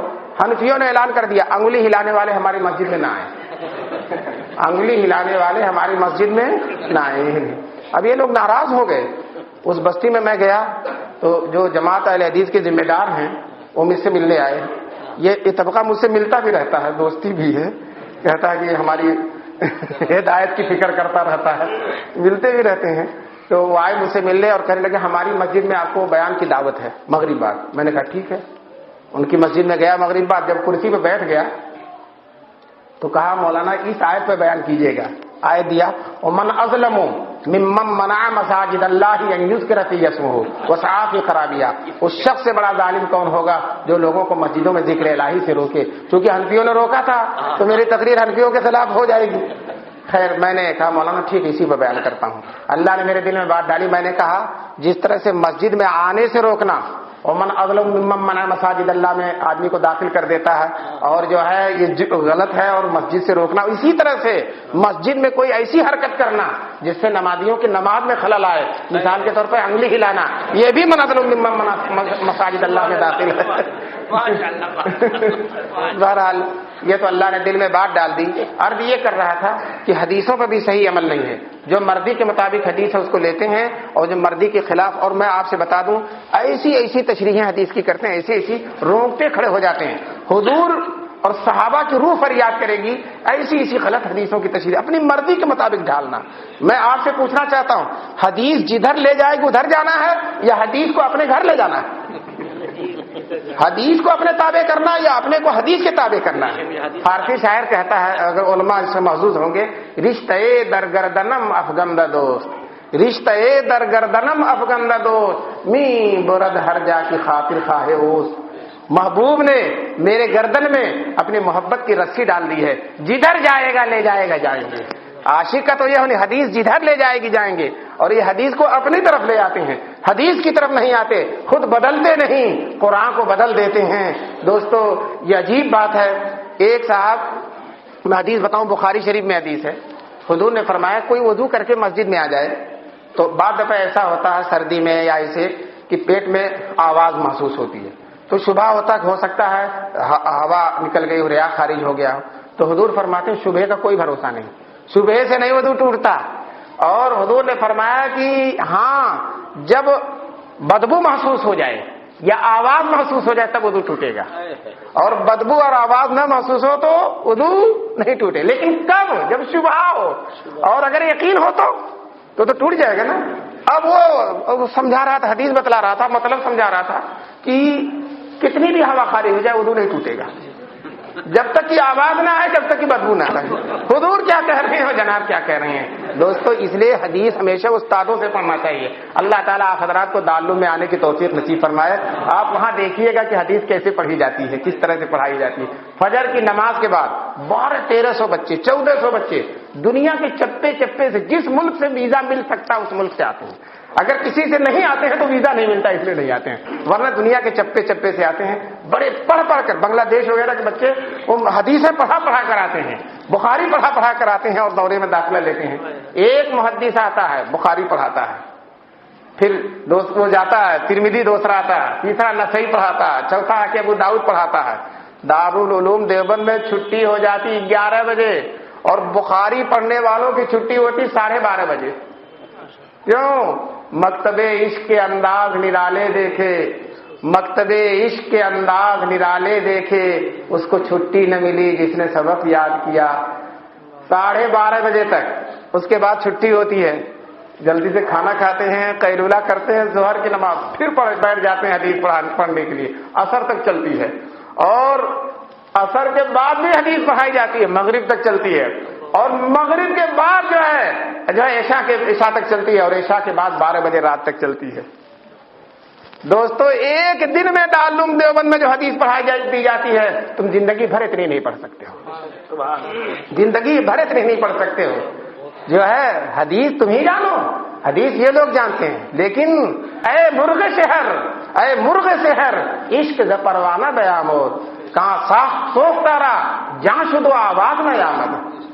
پروانہ جل گیا لیکن چیخا بھی نہیں. یہ لوگ تو عاشق رسول ہیں، پروانوں کی طرح جلتے ہیں اور یہ چیخ رہے ہیں ہم حدیث پر عمل کرتے ہیں، ہم حدیث پر عمل کرتے ہیں، ہم حدیث پر عمل کرنے کے لیے حدیث کو جاننا ضروری ہے. تم تو جانتے ہی نہیں حدیث. تمہارے لوگ تو ترجمہ لیے پھر رہے ہیں، بخاری کا ترجمہ لیے ہیں، اس کو کہتے ہیں بخاری شریف. دیوبند میں میرے پاس میرے کمرے میں صاحب آئے، چھوٹا سا پرس لیے ہوئے تھے.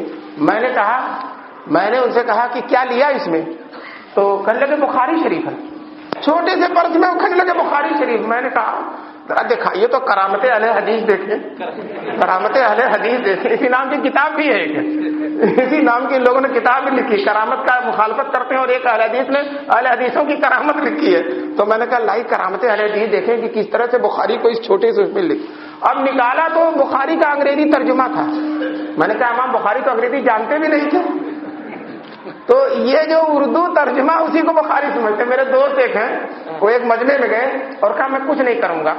ایک طبقہ روز تمہیں بخاری بخاری کہتا ہے، نہ اس نے دیکھا ہے اور نہ کبھی تمہیں دیکھا ہے، نہ اس کے خاندان نے بخاری دیکھا ہے، اور بخاری بخاری روز کہتا ہے. میں چاہتا ہوں کہ تم لوگوں کو اصلی بخاری دکھا دوں. دیکھو اتنی بڑی ہے، 2 جلدوں میں اتنی بڑی ہے، اتنی بڑی 2 یہ ہے بخاری. کہیں لوگ خوش ہو گئے، مولانا آج تم نے بخاری، ورنہ یہ روز بخاری بخاری کہتے ہیں اور بخاری دکھاتے نہیں ہیں. بہرحال میں اس آیت کی تکمیل کر کے اپنی بات کو مکمل کرتا ہوں. اللہ تعالیٰ نے فرمایا اطیعوا اللہ، کس کی اطاعت کرنی ہے؟ اللہ کی. یعنی مسئلہ کس سے حل کرنا؟ بولی قرآن سے. واطیعوا الرسول، اور قرآن سے مسئلہ نہ حل ہو تو بولیے حدیث سے، اور حدیث سے بھی نہ مسئلہ حل ہو تو اجماع اولی الامر. اجماع جس کا دوسرا نام ہے اجماع.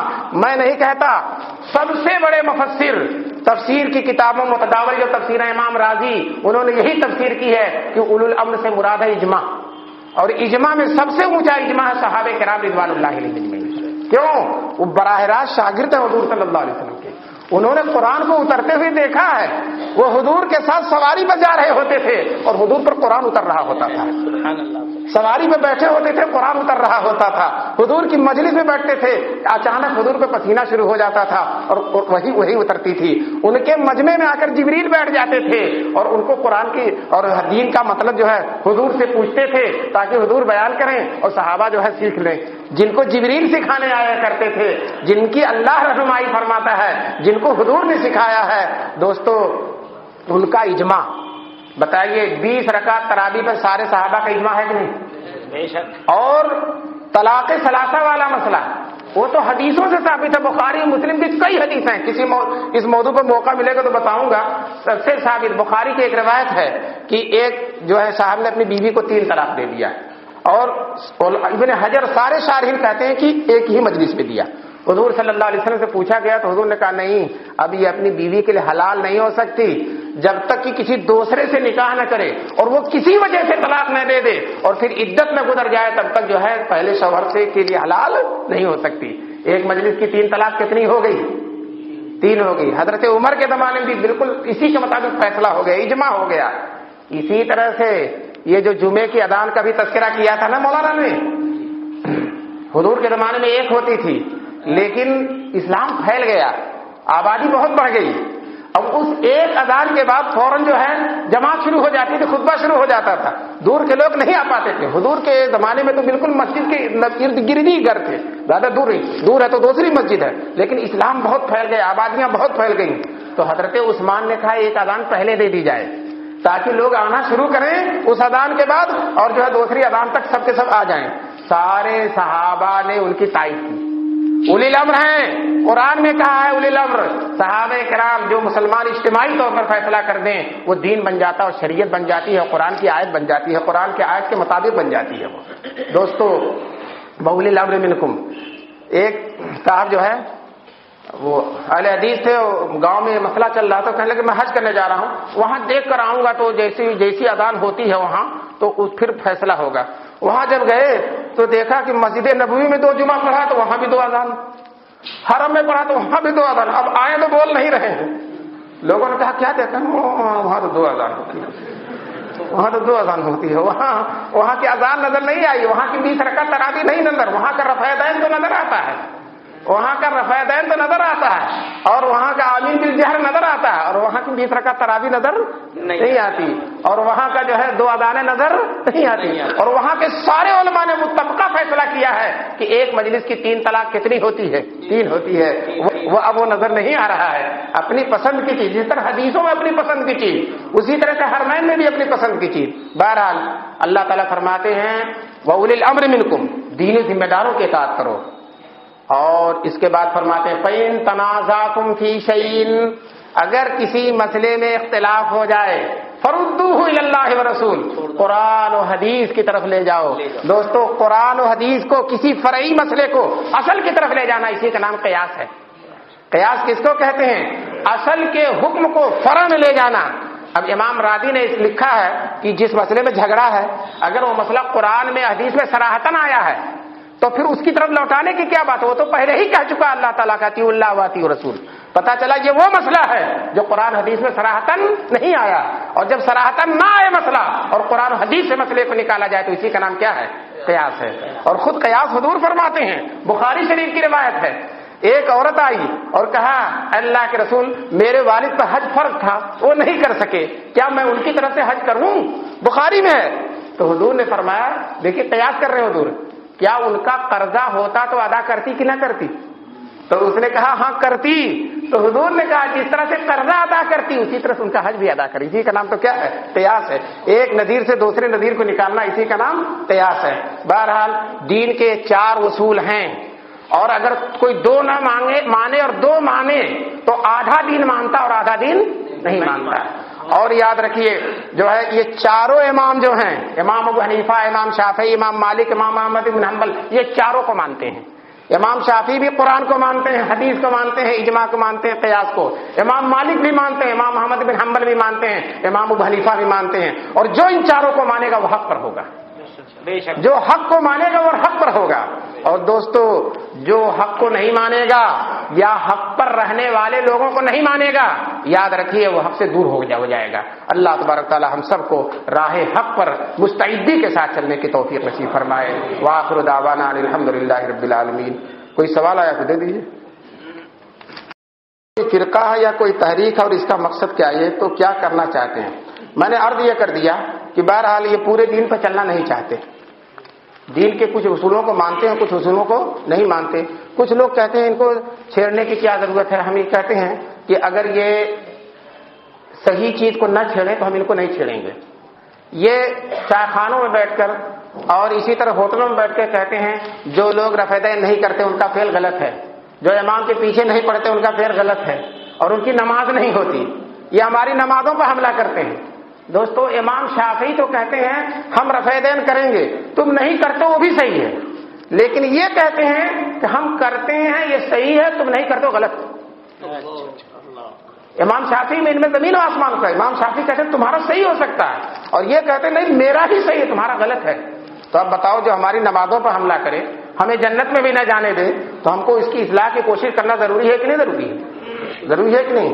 بہرحال ایک مولانا نے پوچھا، صحیح ہے، ایک تحریک ہے جو سچ کہو تو صحابہ کرام کے فیصلوں، صحابہ کرام کے اجماع، اور اسی طرح سے جو ائمہ اعظام ہیں جن کو ساری امت نے تسلیم کیا ہے اور جن کو مانے بغیر جو ہے صحیح دین پر چلنا دشوار ہے، ان کے خلاف ایک تحریک ہے۔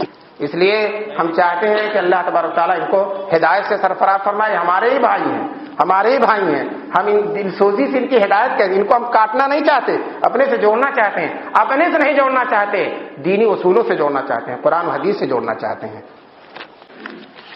سعودی سفر کس مقصد سے ہوا تھا اور اس کا خلاصہ کیا ہے؟ جی، یہ سعودی عرب میں یہ حضرات پہنچے ہیں اور وہاں جا کر یہ کہتے ہیں احناف کے بارے میں کہ یہ لوگ شرک کرتے ہیں۔ بتائیے آپ لوگ مسجد میں بیٹھے ہیں، کوئی کون سا شرک کرتے ہیں؟ آپ کیا شرک کرتے ہیں؟ کہتے ہیں تقلید کرنا شرک ہے۔ ہم کہتے ہیں تقلید تو نام ہے اطیع اللہ و اطیع الرسول و اولی الامر کا، اولی الامر کی بات ماننے کا نام تقلید ہے، اور قرآن کی کسی آیت کا ماننا یہ شرک نہیں ہے، بلکہ یہ تو اللہ کے حکموں کو بجا لانا ہے، اور یہ لوگ اسی کو شرک، تو وہاں جا کر بہت کی یہ لوگ شرک کرتے ہیں، بت پرستی کرتے ہیں، قبر پرستی کرتے ہیں، فلاں کرتے ہیں، فلاں کرتے ہیں۔ تو الحمدللہ دارالعلوم دیوبند کا ایک وفد گیا تھا اور وہاں کے بڑے بڑے علماء سے ملاقات ہوئی، جو وہاں مذہبی امور کے وزیر ہیں۔ جب ان سے کہا گیا کہ یہ جمعے کے خطبے میں خلفائے راشدین کے ذکر کو بدعت کہتے ہیں، اور ائمہ اربعہ کو برا بھلا کہتے ہیں، اور احناف کو شوافع کو مشرک کہتے ہیں، تو وہ وزیر اتنا ناراض ہوا، اتنا ناراض ہوا، کہنے لگے یہ لوگ شیطان ہیں، شیطان ہیں۔ وزیر نے کہا یہ لوگ شیطان ہیں، ان کا ذکر میرے سامنے نہ کیجیے۔ اچھا بتاؤ، جو صحابہ کو برا بھلا کہے، کیسی بات میں آپ سے بتا دوں، میرے ساتھ واقعہ پیش ہے۔ میں ایک جگہ بیٹھا ہوا تھا، ایک صاحب کہنے لگے حضرت عمر کو کیا حق تھا عورتوں کو مسجد میں آنے سے روکنے کا؟ حضرت عمر، میں نے کہا یہ کوئی آپ کے محلے کے آدمی ہیں، یہ کس کو کہہ رہے ہیں؟ اس حضرت عمر کو تو نہیں کہہ رہے ہیں جنہوں نے کہا تھا، جن کے بارے میں حضور نے کہا تھا لوکان بعدی نبی لکان عمر، کہنے لگا ہاں انہی کے بارے میں کہا۔ دیکھ رہے ہیں جرأت، دیکھیے حضرت عمر کو کیا حق تھا۔ مولانا نذیر حسین جو ان کے بڑے عالم ہیں، انہوں نے لکھا ہے کہ وہ عورتیں جو مسجد میں جاتی تھیں اور صحابہ منع کرتے تھے تو حضرت عائشہ کے پاس گئیں، تو حضرت عائشہ نے کہا کہ تم لوگوں نے وہ نئی بات ایجاد کر رکھی ہے کہ اگر حضور ہوتے تو منع کر دیتے تم کو، اگر حضور ہوتے تو منع کر دیتے۔ اب نذیر حسین صاحب کہتے ہیں فہم عائشہ حجت نہیں ہے، یہ فہم عائشہ حجت، لو صاحب فہم نذیر حسین حجت ہے اور فہم عائشہ حجت نہیں ہے۔ جو یہ کہہ رہے ہیں فہم عائشہ حجت نہیں ہے، تو گویا اپنے فہم کو کیا بنا رہے ہیں، وہ حجت بنا رہے ہیں۔ تو فہم نذیر حسین تو حجت تو ہے اور فہم عائشہ حجت نہیں ہے۔ عائشہ حضور کے ساتھ لحاف میں سوئی ہوتی ہیں، جبریل آ جاتے ہیں، وہی اتر رہے اسی گھر میں۔ حضور جب تہجد پڑھتے ہیں، گھر چھوٹا سا ہے، بالکل ایک حجرہ، اللہ کے قربان جائیے، حضور صلی اللہ علیہ وسلم جن کے لیے عرش لوح و قلم بنا ہے، ساری کائنات بنی، صرف ایک حجرے میں رہتے ہیں، ایک حجرہ بس، اس کے علاوہ کچھ نہیں، اور اتنا چھوٹا ہے، اتنا چھوٹا ہے کہ اگر حضرت عائشہ لیٹ جاتی ہیں پیر پھیلا کر تو سجدے کی جگہ نہیں ہوتی تھی حضور کی۔ تو حضور نماز پڑھتے تھے، جب سجدہ کرنا ہوتا تو حضرت عائشہ کا پیر پکڑ لیتے اور عائشہ پیر سکول لیتی، پھر حضور سجدہ کرتے، جب سجدے سے اٹھتے پھر پیر سمیٹ لیتی۔ بتائیے نماز کے حالت میں حضور کے ساتھ اتنا قرب ہے، تنہائی میں وہی بیٹھی ہوئی ہیں، حضور تہجد پڑھ رہے ہیں، سارے عالم کے انوار وہاں اتر رہے ہیں، وہاں حضرت عائشہ موجود ہیں، ان کی بات تو حجت نہیں ہے، اور نذیر حسین صاحب کی بات حجت۔ جنازے کی نماز کی قرات کی آواز سے پڑھنا یہ صحیح ہے یا اس کی وضاحت فرمائیے۔ حضور کسی بھی حدیث میں جنازے کی نماز کا زور سے قرات کے ساتھ پڑھنا ثابت نہیں، کسی بھی حدیث میں نبی پاک صلی اللہ علیہ وسلم، اور ہمارا دین حضور سے چلا ہے، جب زور سے ثابت نہیں ہے۔ ہاں دعا متعین نہیں ہے، دعا کوئی بھی مانگ سکتے ہیں، اللہم اغفر لحینا و میتنا و شاہدنا و غائبنا، یہ دعا ہم لوگ مانگتے ہیں، یہ بھی ثابت ہے، اور اس کے علاوہ بھی دعا ثابت ہے، دعا کوئی بھی پڑھ سکتے ہیں۔ راز سورہ فاتحہ پڑھنا وہ ثابت نہیں ہے۔ دعا پڑھنا ثابت ہے. اب کوئی سورہ فاتحہ دعا کے طور پر پڑھے تو جائز ہے اس کا پڑھنا، لیکن سورہ فاتحہ اسی طرح سے ضروری سمجھ کر، جس طرح سے لوگ نماز میں ضروری سمجھ کر کرتے ہیں، تو نماز جنازہ میں اس طرح سے سورہ فاتحہ کہیں ثابت نہیں ہے. دین اتنا ہی رہے گا جتنا قرآن حدیث سے، حضور سے اور اصولوں سے ثابت ہے، اس سے آگے گھٹانے اور بڑھانے کی کسی کو اجازت نہیں. سلفی، اثری، اہل حدیث میں کیا فرق ہے؟ سلفی، اثری، عمری اور اہل حدیث، جی یہ ایک ہی حقیقت کے مختلف تعبیریں ہیں. سلفی یہ کہتے ہیں ہم سلف کو مانتے ہیں. اب اس سلف کو مانتے تو بتاؤ، سلف میں سب سے پہلے صحابہ ہیں نا؟ سلف میں سب سے پہلے صحابہ ہیں کہ نہیں؟ اور یہ تو کہتے ہیں صحابی کے بعد حجت ہی نہیں ہے، تو سلفی کیسے ہوئے؟ میں سمجھتا ہوں کہ دھیرے سے اس میں لا لگاتے ہیں اور اس کو ظاہر نہیں کہتے، لا سلفی کہتے ہیں اس میں. لا سلفی، سلفی نہیں بلکہ لا سلفی. اور اثری، اثر سے مراد حدیث، یہ نسبت کرتے ہیں جیسے اہل حدیث ہے نا، اسی طرح سے اپنے آپ کو اثری کہتے ہیں، حدیث ماننے والے. ہم کہتے ہیں پھر وہی بات ہے، قرآن نہیں مانتے ہو کیا؟ ارے اہل سنت والجماعت کہو، ما انا علی و اصحابی کا، اس میں سب آ جائے گا. حضور کا دیا ہوا نام رکھو، اپنا بنایا ہوا نام نہ رکھو. اثری کسی صحابی نے کسی صحابی کا حضور نے نام نہیں رکھا. کسی صحابی نے اپنے آپ کو اثری کہا؟ حضرت ابو بکر اثری، حضرت عمر اثری کہا، حضرت علی سلفی کہا. تو جب صحابہ نے اور صحابہ کے دور میں یہ نام نہیں ہے تو اس طرح کا نام دین سمجھ کر رکھنا یہ بھی بدعت ہے. اور سب ایک ہی حقیقت ہے. حدیث کو نہیں مانے گا اور اپنے آپ کو اہل حدیث کہے گا. حدیث میں غلط تعویل کرے گا، غلط مطلب بتلائے گا، ترجمہ سے حدیث سیکھے گا. یاد رکھو ترجمہ سے حدیث کبھی بھی نہیں آتی. اللہ ہر جگہ ہے یا اللہ کا ہے علم ہر جگہ ہے؟ اللہ بھی ہر جگہ ہے اور اللہ کا علم بھی ہر جگہ ہے. اللہ بھی ہر جگہ اور اللہ کا ہوا معکم اینما کنتم، ہوا معکم اینما کنتم، اللہ تمہارے ساتھ ہے تم جہاں بھی رہو. ہاں کیسے ہے ہمیں معلوم نہیں ہے، کیسے ہمیں معلوم نہیں ہے. اور اللہ کے بارے میں کہنا یہی ہے اور کہیں نہیں ہے یہ غلط ہے. یہ کہتے ہیں اللہ عرش پر ہے اور کہیں نہیں ہے. یہ کہتے ہیں اللہ عرش پر کہیں نہیں ہے، اللہ کو عرش میں بیٹھا رکھا، یہاں خوب گناہ کر رہے ہیں کہ یہاں تو ہے ہی نہیں اللہ تعالیٰ. دوستو اللہ ہر جگہ ہے، اللہ ہر جگہ. قرآن میں کہیں ما یکون من نجوی ثلاثۃ الا هو رابعهم، دو آدمی گفتگو کرتے ہیں، تین آدمی تو چوتھا اللہ ہوتا ہے. ولا خمسۃ ولا سادسۃ الا هو معهم، پانچ آدمی ہو، چھ آدمی ہو تو پانچواں پانچ ہیں، چھٹا اللہ ہے، سات ہیں، آٹھواں اللہ ہے. دوستو اللہ تو ہر جگہ ہے، ہر جگہ ہے. ہاں اس کے ہونے کی کیفیت ہم کو معلوم نہیں. یہی اہل سنت والجماعت کا عقیدہ. مجھ سے ایک اہل حدیث نے پوچھا اللہ ہر جگہ تو بیت الخلاء بھی ہے؟ میں نے کہا کہ تیرا ذہن کتنا فاسد ہے کہ اللہ کا تصور آتے ہیں بیت الخلاء کا تصور آئے تھے. کہا اللہ مورتی بھی ہے. میں نے کہا تو اللہ کا تصور کے ساتھ تیرا مورتی کا تصور کیسے آیا؟ بھائی اللہ ہر جگہ اتنا کہو، ہر جگہ ہے، ہونے کی کیفیت ہمیں معلوم نہیں. اور اللہ کے ہر جگہ ہونے سے اس جگہ کا معبود ہونا جائز نہیں. یہ لوگ کہتے ہیں نا اللہ عرش پر ہے، تو کیا عرش کی عبادت جائز ہے؟ اسی طرح سے اللہ کہیں بھی ہوگا اس چیز کی عبادت جائز نہیں ہوگی. عرض یہ کہ مناظر آسام کی مختصر تفسیر بیان کریں. مناظر آسام تو بہت لمبا ہوا تھا، کئی گھنٹہ ہوا تھا. اس میں طے ہوا تھا کہ جو صاحب ہار جائیں وہ توبہ کریں گے. تو 4-5 مسئلے تھے، سب میں ہار گئے، سب میں ہار گئے اور توبہ کر ہی نہیں رہے. تراویح والے مسئلے میں ہار گئے، سب میں ہار گئے. لوگوں نے کہا توبہ کرو، تو انہوں نے کہا کہ نہیں توبہ نہیں کریں گے. حالانکہ طے ہوا تھا جو ہارے گا وہ کیا کرے گا؟ توبہ کرے گا. اور جو ہے بڑے اہم مسئلے تھے. تراویح والا مسئلہ یہ بھی تھا. اور کسی مسئلے میں کچھ بھی نہیں چل سکے، بالکل ہی نہیں چل سکے. تو چاہیے تھا کہ توبہ کر. جب نہیں توبہ کیا تو پھر عوام نے توبہ کروایا ان سے.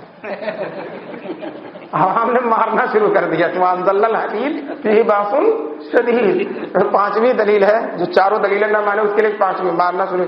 ابھی ہمارے پاس بھاگ کر آئے کیا ہو رہا مولانا. ہم نے کہا پہلے آپ کو بچائیں گے پھر جو ہے اپنے کو بچائیں گے، پہلے آپ کو بچائیں گے. خیر اس مناظرے میں جو ہے بالکل ہی ایک اہل حدیث آئے، انہوں نے آیت غلط پڑھی، قرآن کی آیت غلط پڑھی، اس لیے کہ فلاح فلاح تو کرتے نہیں ہیں، آیت غلط پڑھی. ہم نے کہا کھڑے ہو کر کہ جو ہے اگر جان بوجھ کر غلطی کیا ہے تو توبہ کیجیے، جان بوجھ کر غلطی کی تو، اور بھول کر توبہ کی تو صحیح پڑھیے. بھول کر آپ نے غلط کیا تو صحیح پڑھیے. تو جناب وہ اٹھ ہی نہیں رہا. لوگ کہہ رہے اٹھیے اٹھیے، اٹھ ہی نہیں رہا، اسی کے لوگ کہنے لگے اٹھو نا اٹھو نا، اسی کے لوگ تو جب اٹھتے ہیں تو کہتے ہیں غلطی تو اللہ کے رسول سے بھی ہو جاتی ہے۔ اس پر لوگ بہت ناراض ہوئے کہ اپنی غلطی سے تو توبہ نہیں کیا، ہاں اور جو ہے حضور کے سر بھی مونڈ دیا کہ وہ بھی غلطی کرتے تھے۔ بتائیے، یہ ہے ان کا مزاج، یہ ہے اللہ اور اس کے رسول کا ادب ان کے یہاں۔ اہل حدیث صحابہ کے بارے میں کیا خیال رکھتے ہیں؟ اہل حدیث صحابہ کے بارے میں یہ خیال رکھتے ہیں کہ وہ دین جاننے والے نہیں ہیں۔ مولانا عبدالحق بنارسی جو اہل حدیث لوگوں کے بانی ہیں، وہ لکھتے ہیں کہ صحابہ کو 4 حدیثیں یاد تھیں اور ہم کو ساری حدیثیں یاد تھیں۔ صحابہ کو 4 حدیثیں یاد تھیں، بتائیے حدیث ان کے پاس اچھل کر آ گئی، ان کے پاس صحابہ کے بغیر اگر کوئی آئے گی تو حدیث ہی نہیں ہوگی، صحابہ کے بغیر اگر کوئی چیز ہوگی تو کیا نہیں ہوتی۔ ایک اہل حدیث مجھ سے کہنے لگا حدیث کو دیکھوں صحابہ کو دیکھوں، میں نے کہا تو صحابہ دیکھے گا تو نیچے حدیث نظر آئے گی، اور حدیث دیکھے گا تو اوپر صحابی نظر آئے گا۔ حدیث کو دیکھو گے تو نیچے بولو نا جو ہے صحابی کو دیکھو گے تو سند میں حدیث دیکھو گے اوپر صحابی نظر آئے گا، اور صحابی دیکھو گے تو اس کے نیچے جدا نہیں ہے، ایک ہی ہے جی۔ صحابی اور حدیث جدا چیز نہیں ہے، وہ حدیث جو حضور نے صحابہ کے سامنے بیان کیا اسی کا نام کیا ہے؟ حدیث ہے۔ تو جن کے سامنے بیان کیا اور جن کے بارے میں کہ ایک حدیث بھی نہیں بولے، ابو ہریرہ خود کہتے ہیں حدیثیں سنتا تھا حضور سے تو یاد نہیں رہتی تھی، تو اللہ کے رسول سے کہا حضور نے ایک چادر میں کچھ پڑھ کر دیا اور میں نے جو لپیٹا تو اس کے بعد کوئی حدیث بھولا ہی نہیں، سبحان اللہ، کوئی حدیث بھولا ہی نہیں۔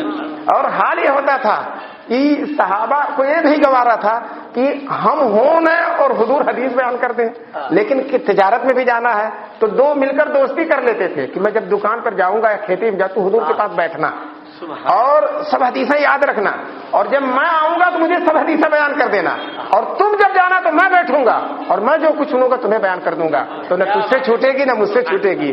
اور یہاں ان صحابہ کو 2 4 حدیثیں یاد ہیں، اور یہ صاحب پتہ نہیں 1400 سال کے بعد ایک حدیث بھی صحیح یاد ہے کہ نہیں یاد ہے، اور وہ کہتے ہیں کہ صحابہ کو 2 4 حدیثیں آتی، ہم کو 100 حدیثیں یاد ہیں۔ یہی ان کا صحابہ کے بارے میں نظریہ، بہت فاسد نظریہ صحابہ کے بارے میں، اللہ تعالیٰ حفاظت فرمائے۔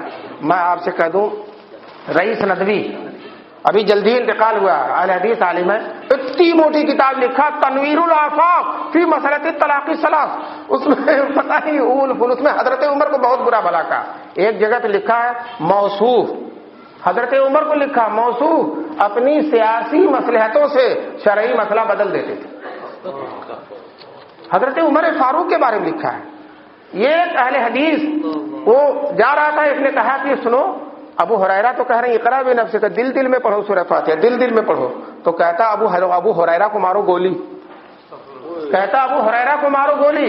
میں کہتا ہوں اگر ابو ہریرہ کو گولی مار دو گے تو ایک حدیث نہیں پاؤ گے، اہل حدیث بھی نہیں رہ جاؤ گے تم، ساری حدیثوں کے راوی کون ہے؟ ابو ہریرہ ہے۔ اتنی بدتمیزی ہے صحابہ کرام کے بارے میں، اللہ تبارک تعالیٰ حفاظت فرمائے۔ آپ نے میری باتوں سے اندازہ لگا لیا ہوگا کہ ان کا صحابہ کے بارے میں کیا نظریہ۔ اہل حدیث علماء کا خیال ہے کہ اس شخص کے تعلق سے جو مقلد ہونے کی حالت میں بیوی کو 3 طلاق دے دے اس کے بعد غیر مقلد بن جائے اور مجلس واحد کی طلاق ثلاثہ کو طلاق قرار دے دیتے ہیں۔ نہیں جی، بتائیے ہم بدل جائیں تو مسئلہ بھی بدل جائے گا، ہم بدل جائیں تو مسئلہ بدل جائے گا، حنفی ہیں تو مسئلہ کچھ رہے گا، حدیث ہو جائے تو کچھ ہو جائے گا، کیا ہمارے بدلنے سے قرآن حدیث بدل جائے گی؟ حضور کا فیصلہ بدلے گا؟ تم چاہے حنفی رہو چاہے شافعی رہو چاہے اہل حدیث رہو، ایک مجلس کی 3 طلاق 3 ہی ہوگی۔ ایک عجیب لطیفہ پیش ہے، ہمارے دوست تھے قارب البرکات صاحب، عالم تو نہیں تھے، اہل حدیث لوگوں کا جلسہ تھا، اس میں ان کو بلا لیا شعر پڑھنے کے لیے، اور لمبی ٹوپی لگا لگا کے سب لوگ بیٹھے ہوئے تھے، اور مسئلہ یہی چھڑ گیا کہ ایک صحابی نے جو ہے ایک مجلس میں 3 طلاق دے دیا۔ حضور بہت ناراض ہوئے، بہت ناراض، چہرہ متغیر ہو گیا۔ حضرت عمر تو حضور کا مزاج جانتے ہیں، تلوار لے کر کھڑے ہوئے، کہیں اللہ کے رسول کہیں تو مار دوں اسے، کہیں تو اس کی گردن اڑا دوں۔ خیر بہت ناراض ہوئے حضور، تو اب وہ اہل حدیث علماء بحث کر رہے تھے کہ دیکھو وہ 3 طلاق دیا ہے، حضور ناراض بہت ہو رہے ہیں، اور یہ حنفی لوگ کہتے پڑ جاتی ہے۔ بہت دیر ہو گئی، جب حد ہو گئی تو قاری صاحب کہنے لگے مولانا لوگوں میری بات سنو، یہ حضور کا ناراض ہونا اس بات کی دلیل ہے کہ بات بگڑ گئی، بات بگڑ گئی، اگر تینوں نہ پڑتی تو حضور ناراض کیوں ہوتے؟ تینوں نہ پڑھتی تو حضور ناراض کیوں ہوتے؟ کہتے ایسا ٹون سے کہا کہ حالانکہ یہ عالم نہیں تھے، علماء کے صحبت یافتہ تھے، سب کے سب خاموش ہو گئے ایک دم۔ جنازہ کی نماز کے بعد ہاتھ اٹھا کر دعا مانگنا کیسا؟ جب نہیں ثابت ہے تو نہیں چاہیے۔ جنازہ خود دعا ہے نا، ہاتھ اٹھا کے باہر سے مانگ رہا ہے، اس کا مطلب یہ ہے کہ یہ تو وہ ہو گیا نا، بنگال کا بھات ہو گیا۔ وہ بھات نہ کھائے تو کہتا ہے کھانا ہی نہیں کھایا۔ حضرت مولانا شمس الدین صاحب نے اپنے ایک شاگرد کو شیخ الاسلام مولانا حسین احمد مدنی کے یہاں بھیجا، اور وہ جو ہے ٹانڈا میں رمضان میں، تو حضرت نے یہ کہا کہ ان کو واپس جائے تو کھانا کھلا دینا۔ تو لوگوں نے روٹی سالن وغیرہ کھلا دیا۔ اب جا کر مولانا شمس الدین صاحب نے پوچھا کھانا کھایا؟ تو حضرت نے کہا نہیں، کھانا نہیں کھلایا۔ اب انہوں نے حضرت سے شکایت کی، حضرت وہ آیا تھا اور طالب علم وہ کھانا ہی نہیں کھایا آپ کی خانقاہ سے، آپ کی خانقاہ سے واپس چلا گیا اسے۔ حضرت نے لوگوں سے کہا، لوگوں نے کہا ہم نے کھلایا اس کو، خود کھانا ہم نے کھلایا۔ اب ان سے پوچھا کہ ہاں روٹی کھلایا تھا، چاول تو نہیں کھلایا تھا، تو پھر کیا کھانا کھلایا؟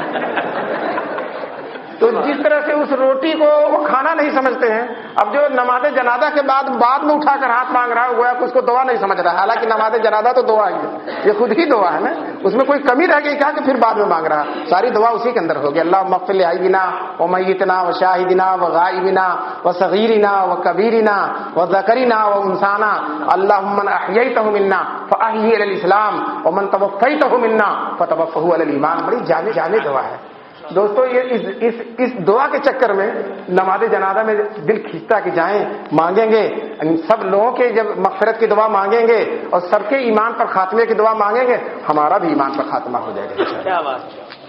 اہل حدیث کی تردید کیوں ضروری ہے؟ اہل حدیث کی تردید اس لیے ضروری ہے کہ وہ حدیثوں کا غلط مطلب بتلاتے ہیں، اور ہم حدیث کا غلط مطلب چلنے نہیں دیں گے۔ اہل حدیث کی تردید اس لیے ضروری ہے کہ قرآن نے 4 اصول بتلائے ہیں، یہ 2 ہی کو مانتے ہیں، 2 کو نہیں مانتے ہیں، تو ہم قرآن کی خلاف ورزی چلنے نہیں دیں گے۔ نماز میں اللہ اکبر پہ کھڑا ہو جانا چاہیے یا حی علی الصلاۃ پہ کھڑا ہونا چاہیے؟ نماز میں یہ کوئی ایسا مسئلہ نہیں ہے جو جب چاہے کھڑا ہو جائے۔ اگر اللہ اکبر پہ کھڑا ہو جائے گا تو صفوں کے سیدھا کرنے کا اہتمام ہوگا، اور حی علی الفلاح پہ اگر کھڑا ہوگا تب بھی، اس لیے کہ دیکھیے تکبیر شروع ہو جاتی تھی تو حضور صلی اللہ علیہ وسلم تشریف لاتے تھے، تو کبھی اسی جملے پر آتے تھے، اسی موقع پر حضور تشریف لاتے تھے حی علی الفلاح پر، لیکن اس سے یہ مسئلہ نکالنا کہ حی علی الفلاح ہی پر کھڑے ہوں، یہ سب کے لیے مسئلہ بنے گا نہیں۔ چنانچہ فقہ کی کتابوں میں تو لکھا ہے، لیکن الحمدللہ علماء دیوبند جو ہیں ان کی شان عجیب ہے۔ مولانا رشید احمد گنگوہی کے بارے میں جو ہے علامہ انور شاہ کشمیری کہتے تھے افقہ من الشامی، یہ شامی سے زیادہ فقیہ ہیں، شامی سے زیادہ فقیہ ہیں۔ میں نے اس وقت دارالعلوم میں بہت بڑے محدث ہیں مولانا نعمت اللہ صاحب، میں نے ان سے کہا کہ مولانا رشید احمد گنگوہی علامہ شامی سے فقیہ بڑے زیادہ فقیہ کیوں ہیں، کیسے ہیں؟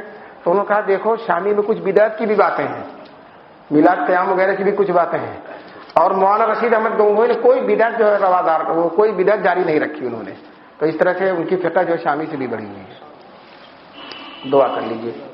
اللہم صلی علی سیدنا و مولانا محمد وعلی آلہ وصحبہ وبارک وسلم۔ ربنا ظلمنا انفسنا وان لم تغفر لنا وترحمنا لنکونن من الخاسرین۔ اے اللہ ہم سب کے گناہوں کو معاف فرما دے، اللہ ہم سب کو اپنی مرضیات پر چلنے